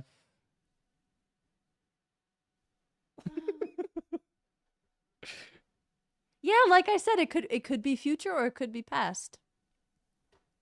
X-Men Days of Future Past. Mm-hmm. I was mewing Aiden while we were playing poker a couple of weeks ago. Yeah. I think that's how I won. I just kept mewing the competition. Yeah, it didn't really work on me. Or farming. And then I went to a casino in West Virginia and lost $80 because I couldn't. You can't mew the dealers. Well, you can. It just doesn't work. Well, yeah, exactly. I'm sorry. They're anti-mewable. Well, because the dealers go home and just go. Did you like that joke? They're immune. I did. I like that. We're cutting her pay. You already cut it. What? Oh yeah, by accident. Yeah. Huh? You did earlier. How? You said something along the lines of like she doesn't get paid for those hours. Oh yeah. I can't remember what the context was. We're giving her the worst healthcare plan. What healthcare? I get healthcare. Do you get healthcare? Well, we pay for it. Not through not through the I had to fight Independence Blue Cross about it for a while. Why haven't we done that? Why are we not paying that through the business? Because it doesn't change anything. You might get a free cleaning from your dentist. We also have to get the same plan that way. And oh yeah, yeah, fair. And we gotta keep reading stuff. We don't know how to run a business. Just get married. Read, computer monkey. We've considered it. It might upset our girlfriends at this point. Yeah. We had a legal polycule. No, not the Portland polycule from hell. What? It's a legal polycule, not a functional polycule. Probably for the best. JMO, Preacher of the Milk. Oh, good God. Says a query for the Aidens. It is Pride Month. Why aren't you reading it? Nope. Wait. Scroll back up a little bit. This one. Don't read it out loud. Just do not read it out loud.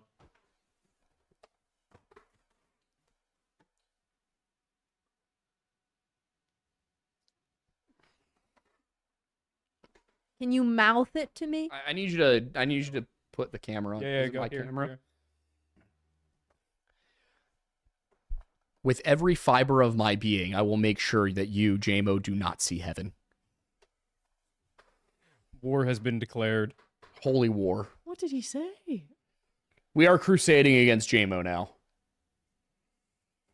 You can repent. Okay. It'll take a lot, but you can repent. Yeah, exactly. Yeah. So many Hail Marys. Go tell your priest what you've said. Go tell your priest what you've said, JMO. Go to church. A real cartel pilot who's been a member for a month says to Thornbussy Matusi, the Lodge production staff, and the ladies, gentlemen, and others in chat, y'all have just lost the game. Rude. What? We had a real cartel lawyer at one point. That's true. Yeah, he's trying to rent space again. But does he not work here anymore? No, he didn't pay us rent for like 3 months. Apparently he was in the hospital. There was like green card marriage. It was a whole thing. Oh. We think it was a green card marriage. Yeah. Right. We don't know. He doesn't work for the cartel anymore, probably. If he did, he would have had money. I still wonder what was in that mail sent, not to him, but to somebody else at this address that had some substance in it. And I hesitate to open it, but... Yeah, probably best to leave that shut, generally considering, that's a felony. Yeah, you shouldn't... Do not open people's mail, my friends. That's illegal. Anyway, the Sky King 5, great username for $10, says, probably the least important question of the night here. No, we've already asked them, don't worry. Says, how much lore could the lore lads lore if the lore lodge could lodge lore? It's been bugging me for a few weeks. At least 7. I agree. 4. Take it or leave it. That answers the question to me. Yep, moving it on. Ella the Sasquatch with a shotgun for $10. Love the user. What a name. Says, have y'all ever played the TTRPG World of Darkness? I think you'd enjoy the setting. Also, I got a copy of the Song of the South. Permission to do a movie night on the Discord. I don't think doing a Discord movie night with Song of the South is a good idea. Isn't that like vaguely like? I'm pretty sure it's explicitly racist. Yeah, that's the movie. Well, you know, it's that and Birth of a Nation. Yes. Which one's worse? Probably Birth of a Nation. It's glorifying the KKK rather directly. Yeah. Is Song of the South not that overt about the KKK? I'm gonna look up the Song of the South. I can't remember the details of that. Is that the animated one? No. What's the They're animated both one? Old. Oh no, that is the animated one. It's the semi-animated one. That's I think it's like 100% love the soundtrack. So. Oh yeah. Wait, I think it's more dated than overtly racist, if I remember correctly. The Crows? Am I remembering this correctly? I think so. It's just the portrayal rather than actually glorifying slavery and the KKK. Yeah, it's just a racist portrayal. Birth of a Nation is the one that President Woodrow Wilson screened in the White House. Yes. Yeah. There's a reason they call it the White House, you know? Crazy. All right, Gum, back at it again for $5, says, I'm clinging to my 6'3" goth girlfriend like King Kong to the Empire State Building. My friend, you would get along very well with Wendigoon. Hamster Eater 96 for $5 says, bask in the milk for Saints Matussi and Thornbussy are tardy, as was prophesized. If we're ever on time, be concerned. They're just making dude, when I was on Pop Culture Crisis last week, not last week, 2 weeks ago, it was late.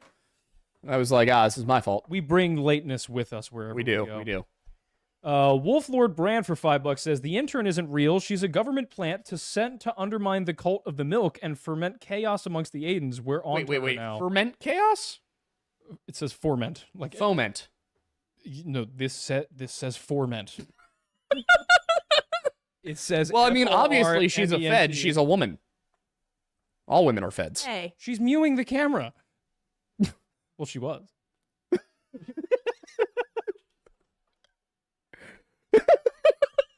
Sorry. I don't really know what to... Blink. Right, stop looking at me. Stop looking at me. Please. Jesus Christ. Sorry. Mattis, I'm sorry. What? Read the next chat. Griff for $10. I think that's her sowing chaos in the lodge. That's fair. You're right. I'm pitting them against each other. People have tried worse. Yeah. Like a lot worse. Yeah. It would take quite a lot for that to actually be successful. Yeah. Because, like, I mean, just look at this. This is the second time you've done this Which in camera front am I of me. supposed to be looking at? Yours now. Read the next chat. Griff for $10 says, some of us in the Discord have designed a shirt for the 9/11 video next year. No. There's a concept of it in the Thornbussy channel. If we refine the design and have made it, will y'all wear it to the video? I do love how you guys have figured out that the best way to get anything for us to actually look at is to just put it in my channel in the Discord, which is great. I'm going to look for it. We'll look at it.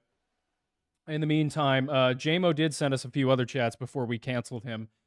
Saying also that he's clinging to his 6'3" goth girlfriend like King Kong to the Empire State Building, but in quotes, and also says, do the live show on Sunday after Blobfest so we can have live studio audience. Please, milk, please. I'll consider it. We'll see what we I'm trying to... Oh. Can I see it? I mean, it's going to be offensive, but... That's a new one. You want to show them? That's horrible. No. Okay. That's awful. It's a variation on Bush did 9/11. Oh. But it's... Let me hold your bush while I say this. Actually, that's not far off. Not far off from what it is. There's also one of Aiden consuming me if I were a train, I think. See, that's just they like also Bush, they also made him Reagan. Let me see it. It doesn't look bad. Like we just said, you don't have iPhone face. Yeah, there you go. Yeah, that's how we know. Okay. That's frightening. Don't know how I feel about that. You got big naturals, that's for sure. Someone called Pete Hegseth's wife. She's got someone to. Oh God, they also gave me big naturals. And meth teeth. That's bad. All right. If anybody wants to know what we're talking about, join the Discord. Look at the Thornbussy channel. Or don't, for your own health and safety. Yeah, honestly, it's probably for the best that you don't. Mr. Dilo for $7.89 says, left Aiden, have a good day. Also, when right Aiden isn't looking, bite him. Which one's right, Aiden?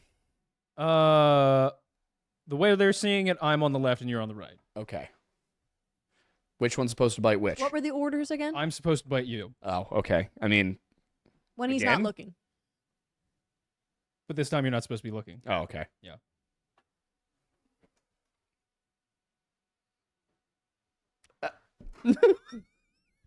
Done. I don't know what to do right now. I'm quite frightened. At least we're not at the lodge. We are. No, the nudie lodge. Oh yeah, no. The other lodge. The worst lodge. Yes. Oh, this is the lore lodge, and that's the. There we go. Yeah. So it does exist. It does work. Pseudo legend for $4.99 says, "Quick, you have to choose to be French or Tartaria believer. What do you pick? Go." Am I allowed to kill myself? No. It just repeats. It's like Groundhog Day. You still got to make the choice. 5. I think I'd rather be a Tartaria believer because it's better to be stupid than to smell bad. Wow. What?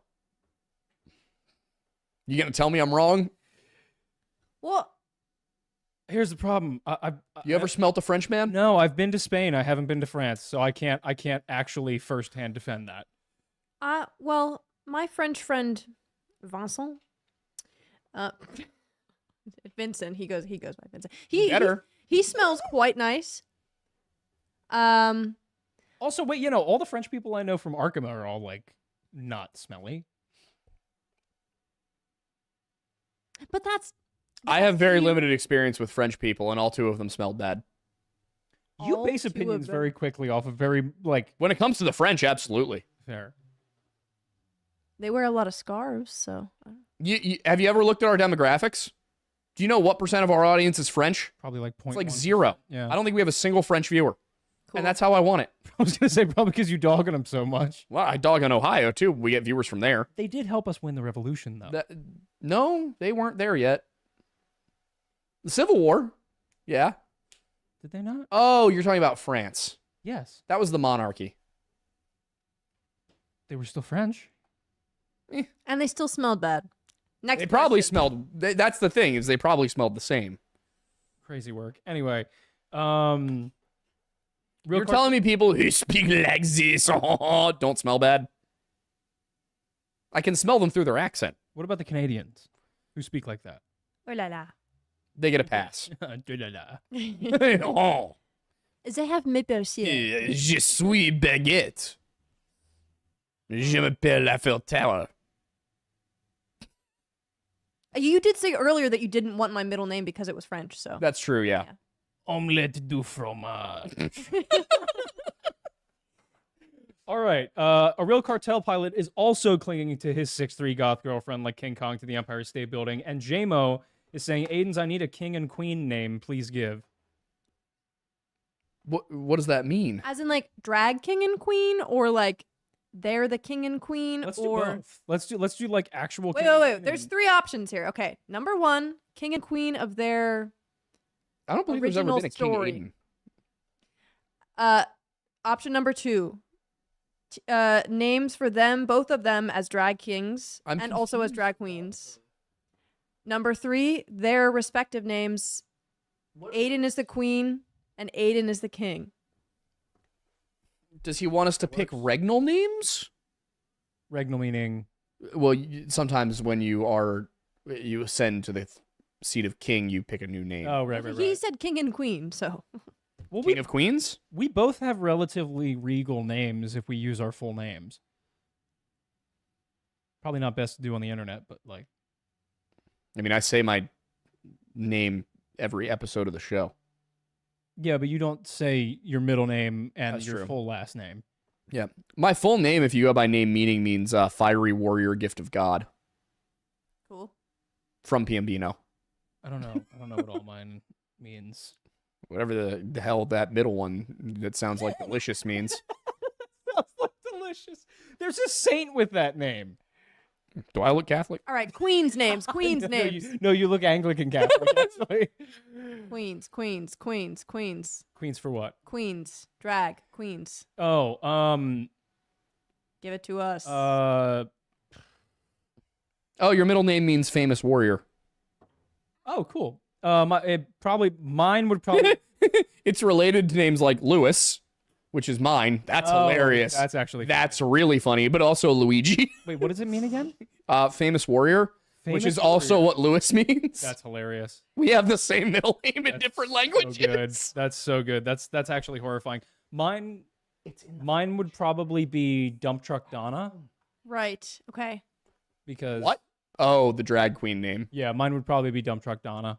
Because everybody tells me I have an ass that is wasted on a straight man. So can confirm. I don't. Okay. I don't know enough about drag. Just go with something that is an attribute of yours that would be worth highlighting if you were to. Like I had to come up with one. It was like Princess by Anna. You know. Mine's Dump Truck Donna. I don't know. Yours would probably be like Quadlicious Rex, maybe? I don't know. My calves are better than my quads. I don't know. What's like? What do you guys think? Someone clip that.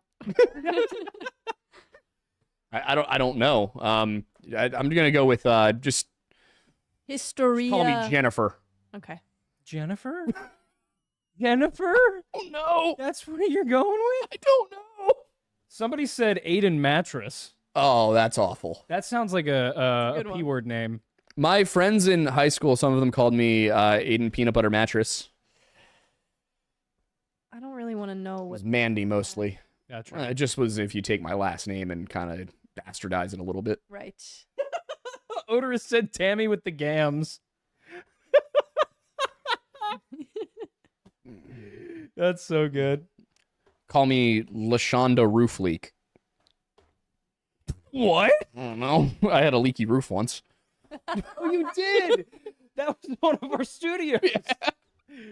Oh, yeah. And it wasn't the roof. It was the lights. The lights leaked. Yeah. And also the roof. It was more concerning that the... yeah, I know what I want. If I got to do drag, I just want to be Deborah.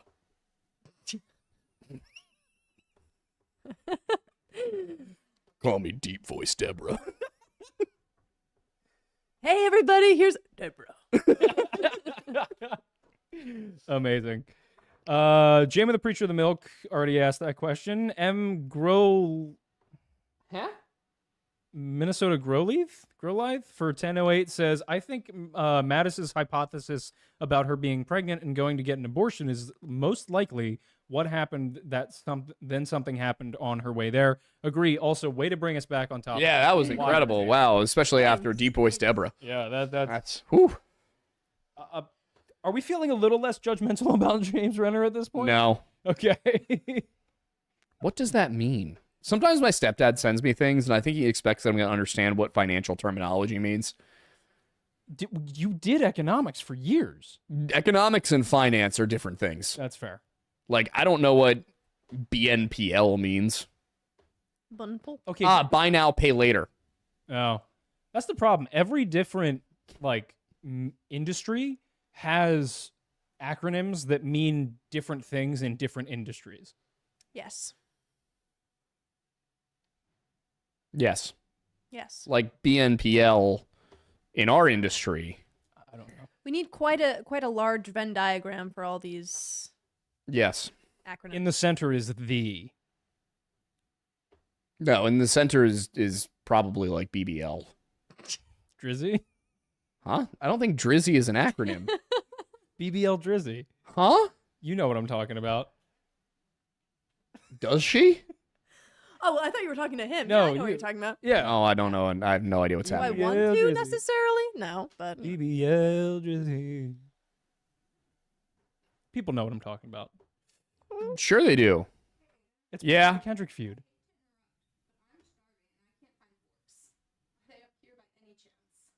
There's spoons. What do we have forks? Cut the spoons. They should be in a drawer downstairs if I remember them correctly. There is something there. I would have thought that they put fork in the bag.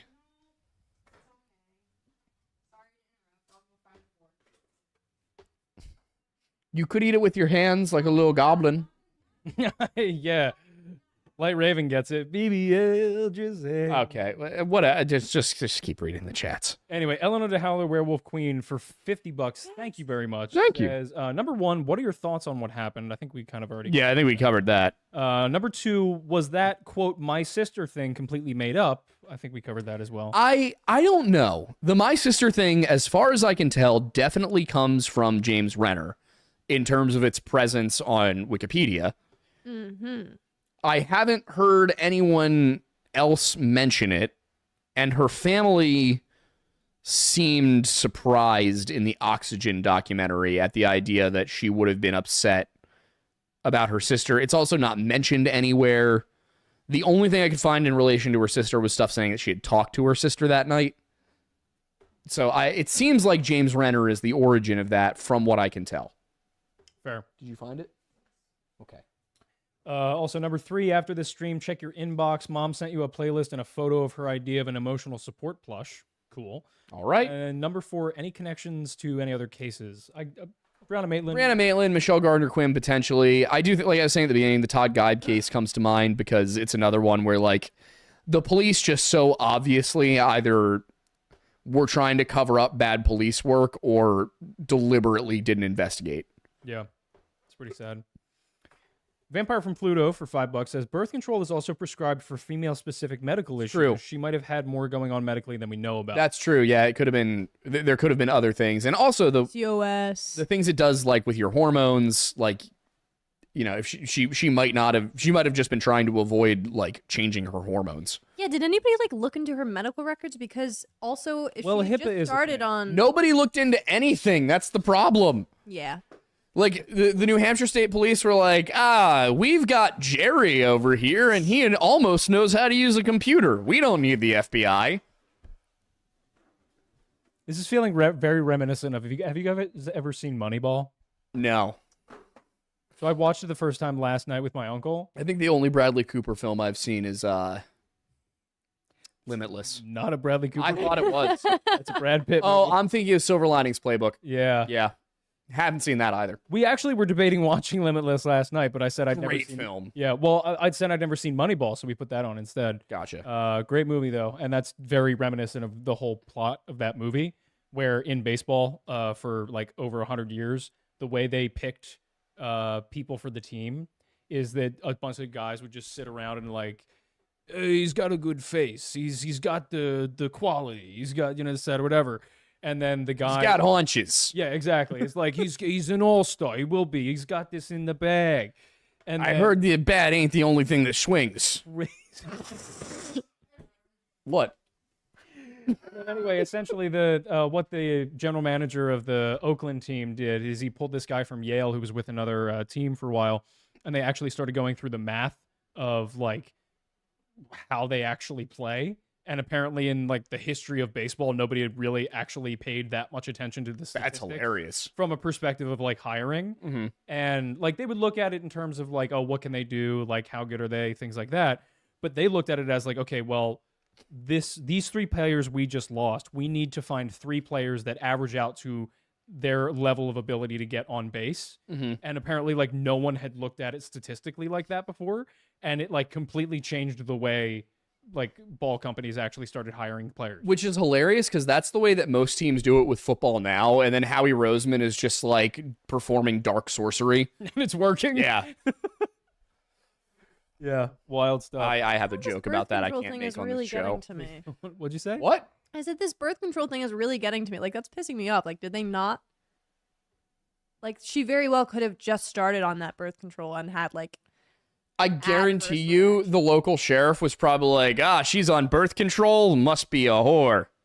Yeah. What a slut, am I right? Exactly. He was probably like, you know, back in my day, we just got women pregnant and they dealt with it. Yeah. Yeah. Talking about the sheriff, not me. Times have changed. Probably very much for the better. Probably, for the most part. Yeah. The 80s seemed like they had a bit more of a vibe going. Like, all the same existential dread that we have now No, definitely not. But also like arena rock. No, yeah, but that's the problem is like because there was so much less means of actually knowing information. Fair point. Everyone was so all the same things were happening, just they didn't. Nobody knew about it. Yeah. I wish that we could hear that like we bombed Iran and be like, oh, sick, dude, go U.S. military. Yeah. There's a reason the Contra affair happened, you know? Yeah. I feel like we have a lot more in common I with cannot Gen X, believe I think. Reagan was sleeping with all those Contras. Oh, God. Moving swiftly along, Gom says, all hail Matussi, Thornbussy, and Internussi. Yes. Okay. Love you guys. You made it 2 episodes. She's a staple now until Yeah. she leaves us and goes out of country. Oh, Danny boy. At least you're going to objectively the best other country than the United States. Yeah. Christian says the new dynamic with Sophie is great. How about a second Sophie? I don't know what to do with that. What do I do with that? Does that mean What two? about second breath? Was it? We've had first intern. What about a second intern? I don't think he knows about second intern. The second intern is currently in the basement. What? We swap him out. What are we talking about? We're talking about the intern that's in the basement. Oh my How did it go God. from Hobbit to Irish? Well, because Because we they were were talking starting about Ireland. we were talking about the homeland, so we had to get in. Okay. Hoity-toity. It's right great crack to speak in the homeland. All right. Okay. I have someone watching this. I'm sorry. You're objectively doing it. I need my enrichment time right now. I'm kind of having a moment. I didn't take my meds today, so I'm like, ooh, what happens if I do that? Stop with the Irish. Stop. I get It's kind of right. There's something to it. You're like, nice. I feel like the whale in Free Willy for some reason. We need a vacation. Wait, what? I don't know. He did you know? Wait, did tricks and stuff. He was the first whale that we actually freed. That makes sense. It probably wouldn't have been a big deal if he was the third. No. Like, obviously, the movie is fictional. There's a reason there's not a movie called, like, Free Jamie. What? No, Willie wasn't the actual whale's name.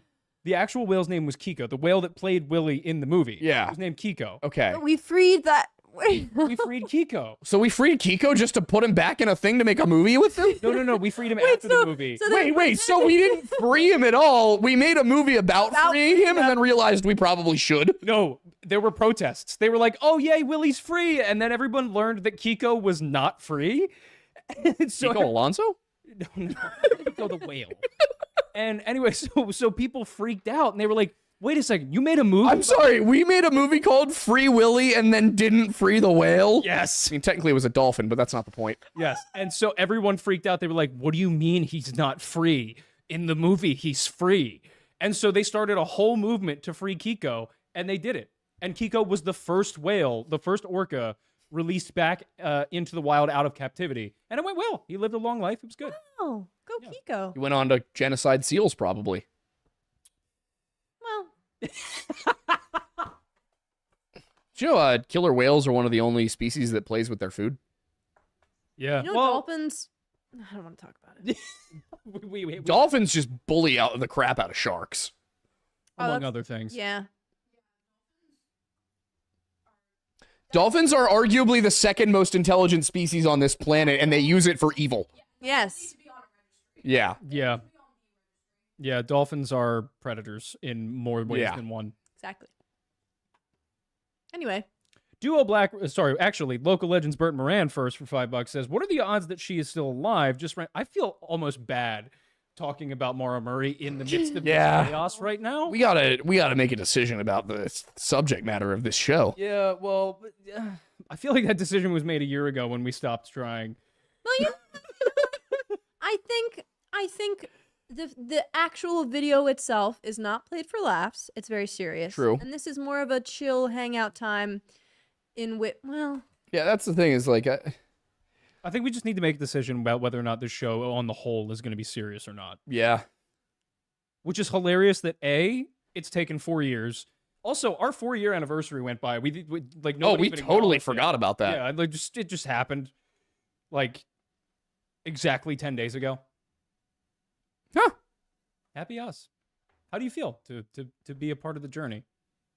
No, I wasn't. I like how she turned around like, who do you think he was talking to? Nobody. I was taken aback that you asked me that question. Is it the ghost? Are you seeing? Are you hearing? Are you seeing and hearing? I feel like this episode is not good for my image. Are you sure? Mentally. Are you sure? Are you sure? Are you sure? Are you sure? There's more questions. I want to go home. Well, wait. So hang on. I'm in the middle of Bert. So. Okay. Do you think that or what are the odds that she's still alive? Just ran away. Seems possible to me. Keep up the good work. Also, great job, new intern. Yeah. Unfortunately, I don't. I think that given the circumstances of how and where she disappeared, and the fact that she never got in touch with anybody, I think it's very unlikely that she's still with us. It honestly, it like makes me sad to see the age progression and just knowing that like it's not like. Do we know which house they excavated in? Yeah, can we just go there? Yeah, can we just go? I have an idea. Like, what if? I think I have an idea. What if some weird things started happening around that house and it made the family scared and they sold the house and then a small investment firm came in and bought it and then decided to excavate the basement just out of curiosity because it's probably an old house. I don't see how that would be a sound investment strategy. Well, if we find Maura there, it would bring closure to the family, and that's sound. Yeah, but from like a moral perspective, there's not a good. Well, if you find out who killed Mr. Redner, unless you're gonna be like, hey, come see the house where we found Maura Murray's body. It's only $5 for entry, and that's horrible. Not great. No, you just like remove. If she's there, remove her. Make sure she's like properly taken care of, and then what? Listed on Airbnb? No, you fill the basement back in and restructure it and then sell it. Yeah, and then the disclosures, you got to be like, hey, we found a body in the basement. No, the disclosure is we solved one of the most high profile. Okay, all right. You know what? You know what? Theoretically. I don't mind losing money on a house if we find Maura. We don't have money. Yeah, I don't have my own house. This is a wishful thinking scenario. Anyway, Duo Blackrose says Rough and Tumble in Lancaster will be having their vintage heavy equipment show and flea market from August 13th to 16th. Mark your calendars if you want to see vintage steam engines. It's off Route 30. Wow, I really want to go. Are we going to be back by that point? When is it? August 13th through 16th? But potentially. I think the end of the trip is like August 6th or 7th. We might be able to go. Wait, so how long am I going to be alone? What? Huh? How long are you guys gone from this state of the United States? You mean how long are you going to be alone locked in the basement? Yeah. Like 2.5 weeks. What am I going to do? We'll give you like a sandbox. Okay. And like a shovel with a bucket. Okay. Maybe like a ball on a piece of string hanging. Can I get like one of those things you put the ring and then you have to? Yeah. You know what I'm talking about? Yeah, 100%. Okay. Maybe like one of those like oversized Connect 4 things. Now we're talking. I found a funny thing and I had to show it to him. That is wild. JMO's back, says Boys and Gal Matosi has not read the Berserk yet. This promise was made a year ago. Me reading Berserk was promised to him 3,000 years ago. Yes. Also, he's saying something will occur so that you may not have a son. I'm not reading exactly what he said will happen. Well, I'm frightened of the book. Every time I open it, I am flashbanged and receive psychic damage. What does the rest of it say? Read it. Do not read it aloud.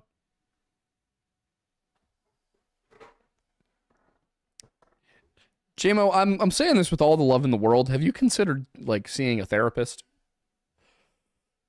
This is his therapy. Or perhaps a chiropractor? Or a mechanic for your vehicles. Yeah, that too. Jeez, man. What's next? A real cartel pilot from 556 says... All right.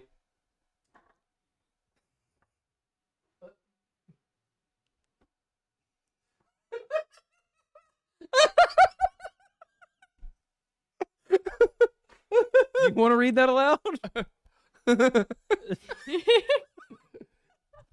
It's got to be in like a Master Chief voice. Hang on, I gotta... There's pee in my booty jorts, and brother, it ain't mine. I think it was the Sea People's. They're paid by the federal government. EA Sports. It's in the game. Nice. Yeah, I enjoyed that. Arbor Irrigation Installer says 100 Iranians versus 1 Wendigo. Who would win? Like a for real Wendigo?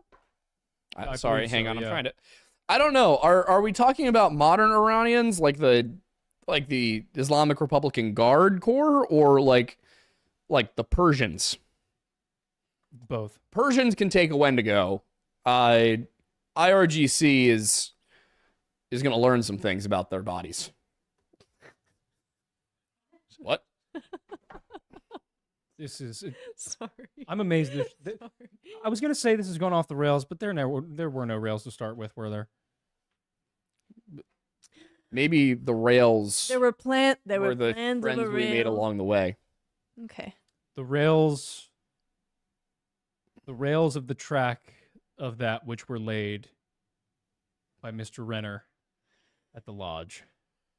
Yeah, I mean, we were talking about a guy who started his book about a missing woman with an anecdote about getting a lap dance.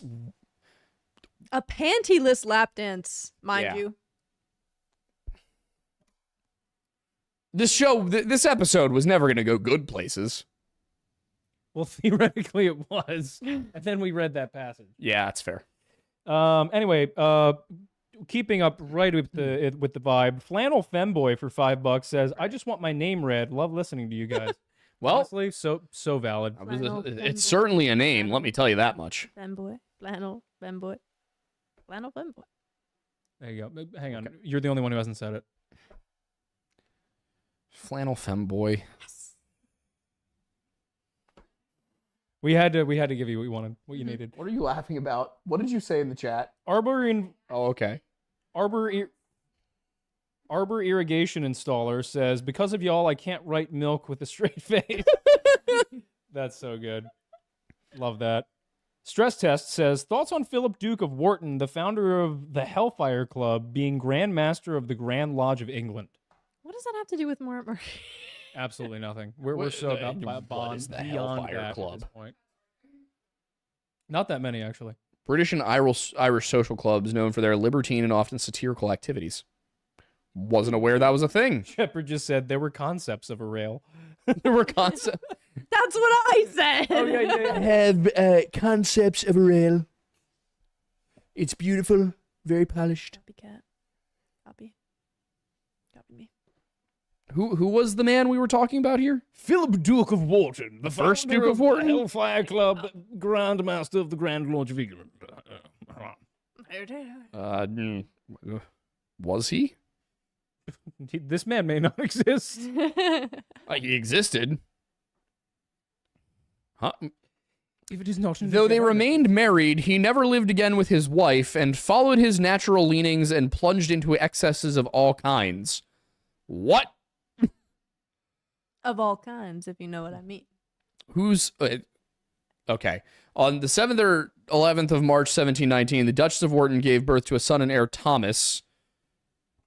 Following year, he died in a smallpox epidemic, and Wharton blamed his wife.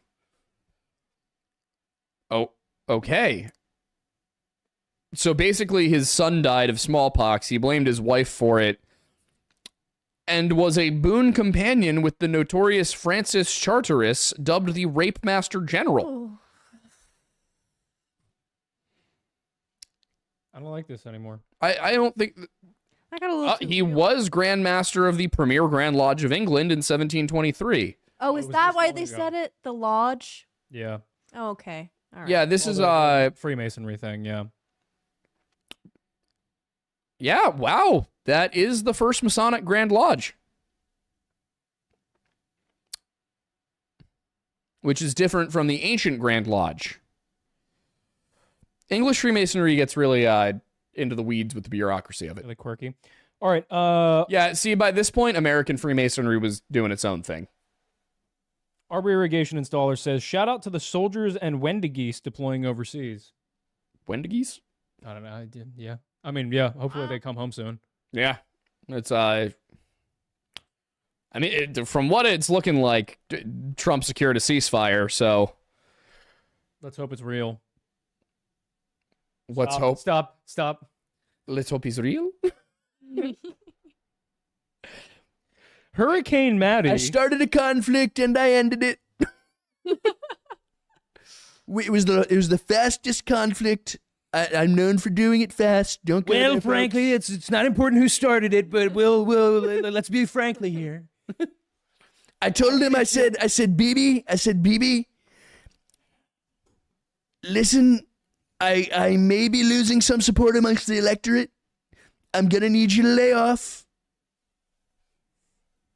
I thought there was like a joke in there. My friend Tucker, who was my friend, said we shouldn't do it. Now he's no longer my friend. But then he said he loves me, and then he called me the night before, and then he was my friend again. We won the war. Peace treaty. I said, Tucker, a man online told me that you're wearing a red bracelet and that it's because of an allegiance to Israel. And, yeah, that's about it. I didn't know where to go with that. For some reason, people think that wearing a red bracelet means that you're, like, subservient to Benjamin Netanyahu. I have no idea anymore, dude. There's so many. Here's the problem. Too many things happen. Or a Freemason or something. I don't know. Yeah, too many things happen too quickly where you could be doing anything normal and somebody could come up to you and be like, that's representative of this. Yeah. And it could be legitimate, but there's so many things happening. How would you ever know?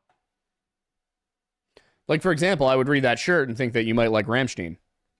Bold of you to assume. Despite the fact that I have been to a concert of theirs. They were a good band, yeah. Hurricane Maddie says, it's warm out there, lore lads and lore lady. Oh, it sure be. Yeah, we were sweating earlier. Pennsylvania was 95 degrees today. And it's getting warmer tomorrow. It's going to be 97 tomorrow. Mm-hmm. And tomorrow at 4 p.m. 4. Yeah, it's not going to be fun. There was a bug. There was no. Oh yeah, we're subtropical now. Yeah. Yeah. I'm just mad because the weather went right from being too cold and rainy to tan to too hot to tan. Amanda's very concerned about the tanning issue. But what if you just like... What if you just occasionally like dip into the pool? No, it's still... Like, I'm going to try tomorrow. Believe me, I will attempt, but I highly doubt I'll be able to handle it for more than like 45 minutes. Yeah, that's fair. All right, moving on. Arbor Irrigation Installer says, for the lodgers, History Unhinged is absolute kino. Thank you. Thank you. I need to remember to post it. Has it still not gone up? What? That's okay. There are concepts of a posting schedule. We had one. It's just, I know. I just keep forgetting. You've had a very rough schedule. It's been a lot lately. Yeah. Pseudo Legend for $4.99 says, I tell people that if they think the government cares about them, they probably think the hooker they hired loves them too. Yeah, probably.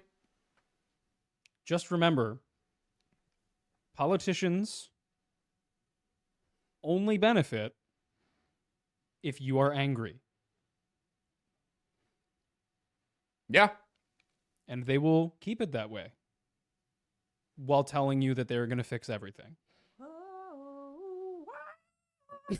Okay, whatever that was about. I don't know. I mean, Thomas Jefferson said sometimes that you got to water a tree with some stuff, and every once in a while, maybe it's time.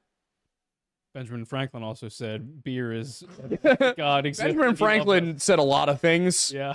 And we had a conversation. And he said a lot of them in French. He did other things in French. Oh, he did a lot of French things. Yeah. Yeah. French people. All right, let's be nice. French people. Anyway, not really. gave us $5 and then also gave us another $5 and said, so did they test a bunch of the blood they found and Maura was pretty well ruled out, i.e. the basement? They didn't do much of it. I don't think they found any blood in the basement. It wasn't, they had cadaver dogs smell it. Cadaver dogs just look for bodies. They thought that there might be like blood in the car. Yeah, but then it was the wine. Yeah, there was a bunch why would they even... There was a bunch of red wine. Yeah, or were they going to be like, oh man, she had somebody else in her car who was bleeding up a storm.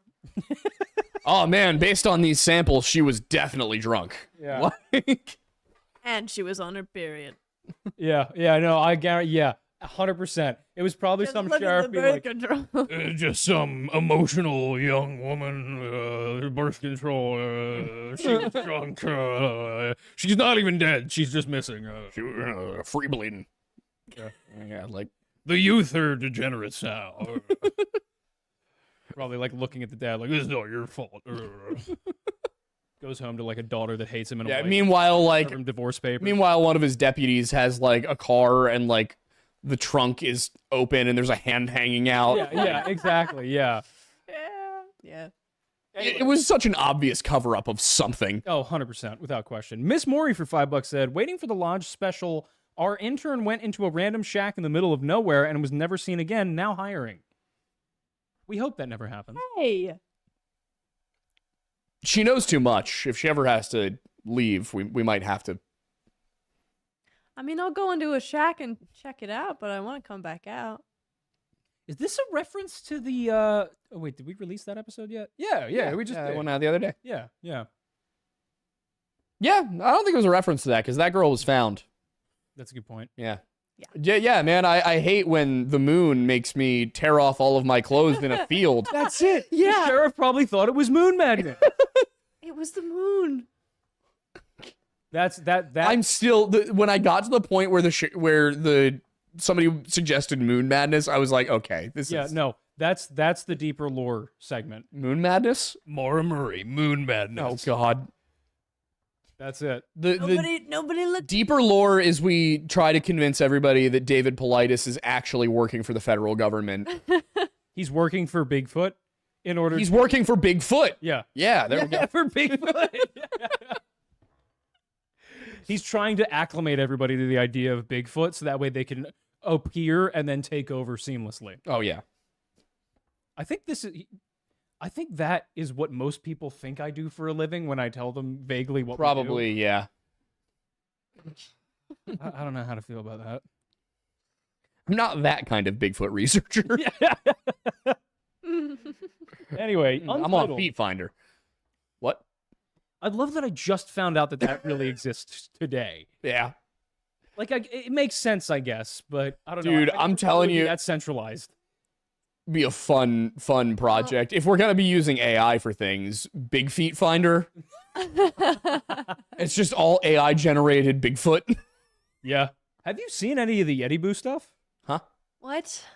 There's a whole like thing on TikTok and Instagram Reels now that they're doing of AI where it's like Bigfoot, Yeti, and like all these different cryptids have profiles and they're like interacting with each other. Kill it with fire. No, it is kind of fun. I don't care. Kill it with fire. It's cute. Kill it with fire. Yeti Boo does ASMR. It's going to be so cute when the AI is convincing people to end their own lives like it already did a few times. What? Well, yeah, I can see that. Yeah, an AI talked a teenager into... The downside of a purely logic machine feeding off of somebody who is emotionally upset and only presenting negative information because of their current emotional biases, that's not going to end well. You're sitting there talking to an AI and you're like, I feel ugly and nobody in my life cares about me and I think they'd all be better off if I was gone. And the AI is like, they probably would be, bro. Like, you should just do it. Got it figured out. Like, you got a roof nearby? Actually, they should have like keywords at least that'd be like, here's the suicide hotline. You said a bunch of these words. Well, we're not allowed to say that word on YouTube anymore. Oh. Canceled. Damn. Demonetized. It's okay. You didn't know. Take it out Neither of my did we. paycheck. Yeah, neither did we. And then YouTube was like, you can't say that word. Yeah, see? Don't you want to? No. Are we hungry? What? Untitled for $20 says, sent a super chat before about this, but it was after the cutoff time. But I want to recommend the case of Oakley Al Kite. It is one that has stuck with me for a long time. Pretty haunting. Love to hear your take on it, and love y'all. Oakley Owl Kite. Also, yeah, we still need to do a Loch Ness video at some point. It's on the FBI's website. Ooh. I also want to do a video going through Mindhunter at some point. Oh, that'd be cool. Still haven't seen that show. It's really good. Is it? Yeah, I gotta do that at some point. How to Grow a Tomato, amazing super chat or name, for $42.42 says, Wow. would you look into the case of the boy in the dishwasher? His What? name was Christopher Aaron Morris. He died in the fall of 2000 at Shepherd Air Force Base, Wichita, Texas, or Wichita Falls, Texas. My dad shared an office with his dad. That sounds extremely depressing of a story. Yeah. It does not sound happy at all. We'll look into it, though. To an extent. Okay, Hollyhawks says, I'm sorry, I don't know what currency that is, but it's 25 of it. Okay. Says, Aiden M looks like a king. He looks like someone whose face was made to be stamped into coins and printed on bills. Do not feed his ego for the cult. What? It's just a ranch. Do not feed his ego for the cult. All I'm hearing is that the ranch should have lots of pictures of me all over the place. Are you going to install yourself as a monarch of the cult? No. You're going to have someone else install you as the monarch at the cult. I think that if the church does it, it's fine. Did it work well for Constantine? Yeah, actually. He's called the Great. I think you were thinking about Charlemagne. I was thinking about Charlemagne. He ruled an entire empire for a while there. How? Charlemagne, whatever happened there? What was that? It's a Sopranos reference. Oh, okay. I've never seen that. You gotta watch that, man. That's so surprising. I can't, because every time I hear the word gabagool, I want to commit Say it, like, Sudoku. twice in the whole show. Too many times. Gabagoo. Gabble my ghoul. It is a thing in North Jersey. Yeah, it's called capicola. Yeah, but they do say gabagool. Yeah, that's because they're That's like when you say mozzarella. mozzarella. Mozzarella. American. What? American. I have no idea what you're trying to say now. American. Oh, okay. That is a thing that they address in the American. show, though. The whole What, that they're wrong? yes. Okay, good. No, it's literally it's a point of the show because at one point they go to Italy because like there's a lot of like pride in Italian heritage, Mhm. especially in that like culture and region, and they go to Italy and they're like total outcasts because like Because Italians hate the mafia. exactly, and they also hate just like American Italians because they're so different, and they Mhm. a lot of them look at them as like fakers, and so but that's an element of the show that's really interesting that they dive into. They have a whole like a guy from their descendant family comes in from Italy to help Mhm. them for like a season, and yeah, it's a whole thing. They go over there and they're like, I'm going to order some gabagool, and some Italian guy's like, get out of my restaurant. Yeah, basically, cool. yeah. There's like they're all like North Jersey guys, and then there's like the model looking Italian guy just sipping cappuccino, and he's like, you're not real. But Okay, anyway, next. Matthew Martell for Canadian $2 says, I am French Canadian. I'm sorry. I'm sorry. Not for what I said, but for you. I'm sorry. Eh. Je suis désolé.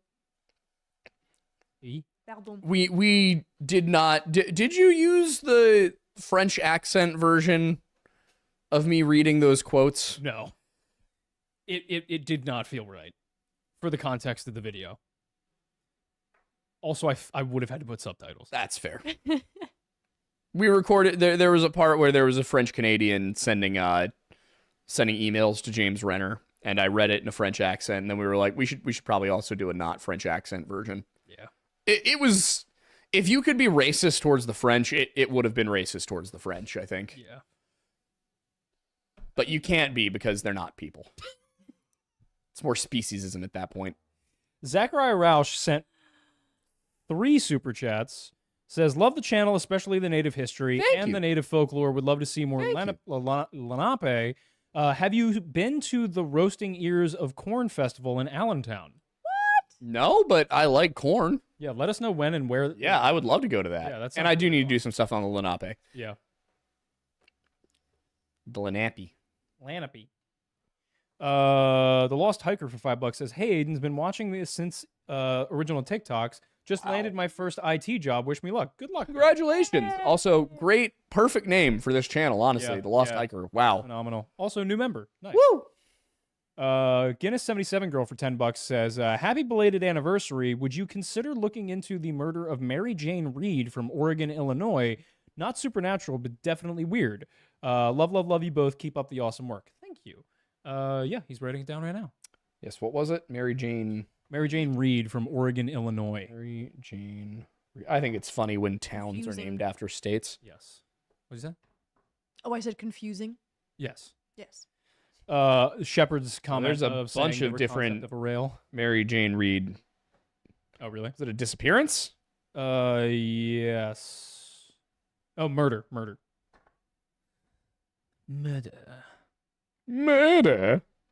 American Hauntings. That'll do it for now. Yeah, the concept's a real comment. Benjamin N. Chapman for $10 says, here in Phoenix, we have a slight gently cooler day at 101. Let's be fair, valid, but at least it's true. It's a dry heat. And I learned this when I was in the Southwest for the first time because it was 80 some degrees outside and it felt like 60 here. Yeah. It's when we went down to San Antonio, it was hotter there than it is here, and it felt like 10 degrees cooler. yeah, it's shocking how much humidity makes a difference. Yeah. Pennsylvania is like, I know y'all like being hot, but what if you were also wet? What if you also couldn't breathe when you stood outside? Yeah, people think the South is hot. It's pretty much the same temperature up here, too. Yeah. A lot of people forget that we're like literally on the same latitude as Portugal here. Exactly. Yep. Also, the Gulf Stream keeps it real warm. Yep. All right, we We got get a few snow. more, and then I can go to bed. Yep. No, last one is Carol Williamson for $1. No, thank you. Thank you very much. You know what's so cool is I can actually, like, I have to strain my eyes a little bit, so I'm not trying very hard, but I can read that now. That's awesome. I got new glasses, guys. Yeah, finally. They look good on. Thank you. They're a little bit more in style, I'm told. Yeah, they're more like modern. Yeah. Anyway, that's it. Woo! Thank you, everybody, for hanging you, out, guys. giving us super chats. Is it just me, or is that camera a little... See, You do this a lot. No, here's the weird thing. On the camera itself, it's normal. I'm looking at it from here, and it's definitely at a little bit of an angle. You have weird spatial awareness problems that are only with if things are level horizontally. I didn't change anything on it, though. That's the thing. None of these cameras have been adjusted. Maybe that's the problem. Maybe. Maybe they need a chiropractor, a camera Well, to be practor. fair, if you we will. had to rush this That's fair. Yeah, after dinner. I need so a chiropractor You do. because I need bed. I am And an cracking. episode of Castle with my Okay. girlfriend. Great show. Yeah, we've been watching Bloodline. Bloodline? Is that the Bloodline. vampire show? No. What am I thinking of? I know what you're thinking of. Yeah. All right. good. Yeah. All right. Well, we've got some soul searching to do about the topics of this show and whether or not it should be serious. The funny thing is, like, we enjoy it being not serious, but then, like, every episode we get 3 people being like, man, this show's a tough watch. Because, like, they love the serious content of, like, Yeah. Friday stuff. And then, why would you really want the same thing twice? That's the problem we keep running into. It used to be that we would be doing it before the video went live. Like, I'd research it, we'd film it, and then we'd talk about it, and then the thing would come out. And now that's not how we do things. I think the idea of, like, a debrief on the video, though, makes sense. Because, Yeah. like, here you can be a little bit more loose and, like, talk about things that you didn't touch on in the video. Kind of like what we did in the first hour. But, I don't know. Do you guys want to see that, or do you want to see brain rot? Random stuff. You can interview me. Yeah. Or us, or anybody. Or just, hang out. We can bring a dog on, Dog. Dog. an old man from the street. Old man Jenkins. How An many old times? dog from the street. How many times do we have to teach you this lesson, old man? Yeah. All right, is that it? I think that's it. Think we're done. All right. Well, Bye. Bye. Bye. Goodbye.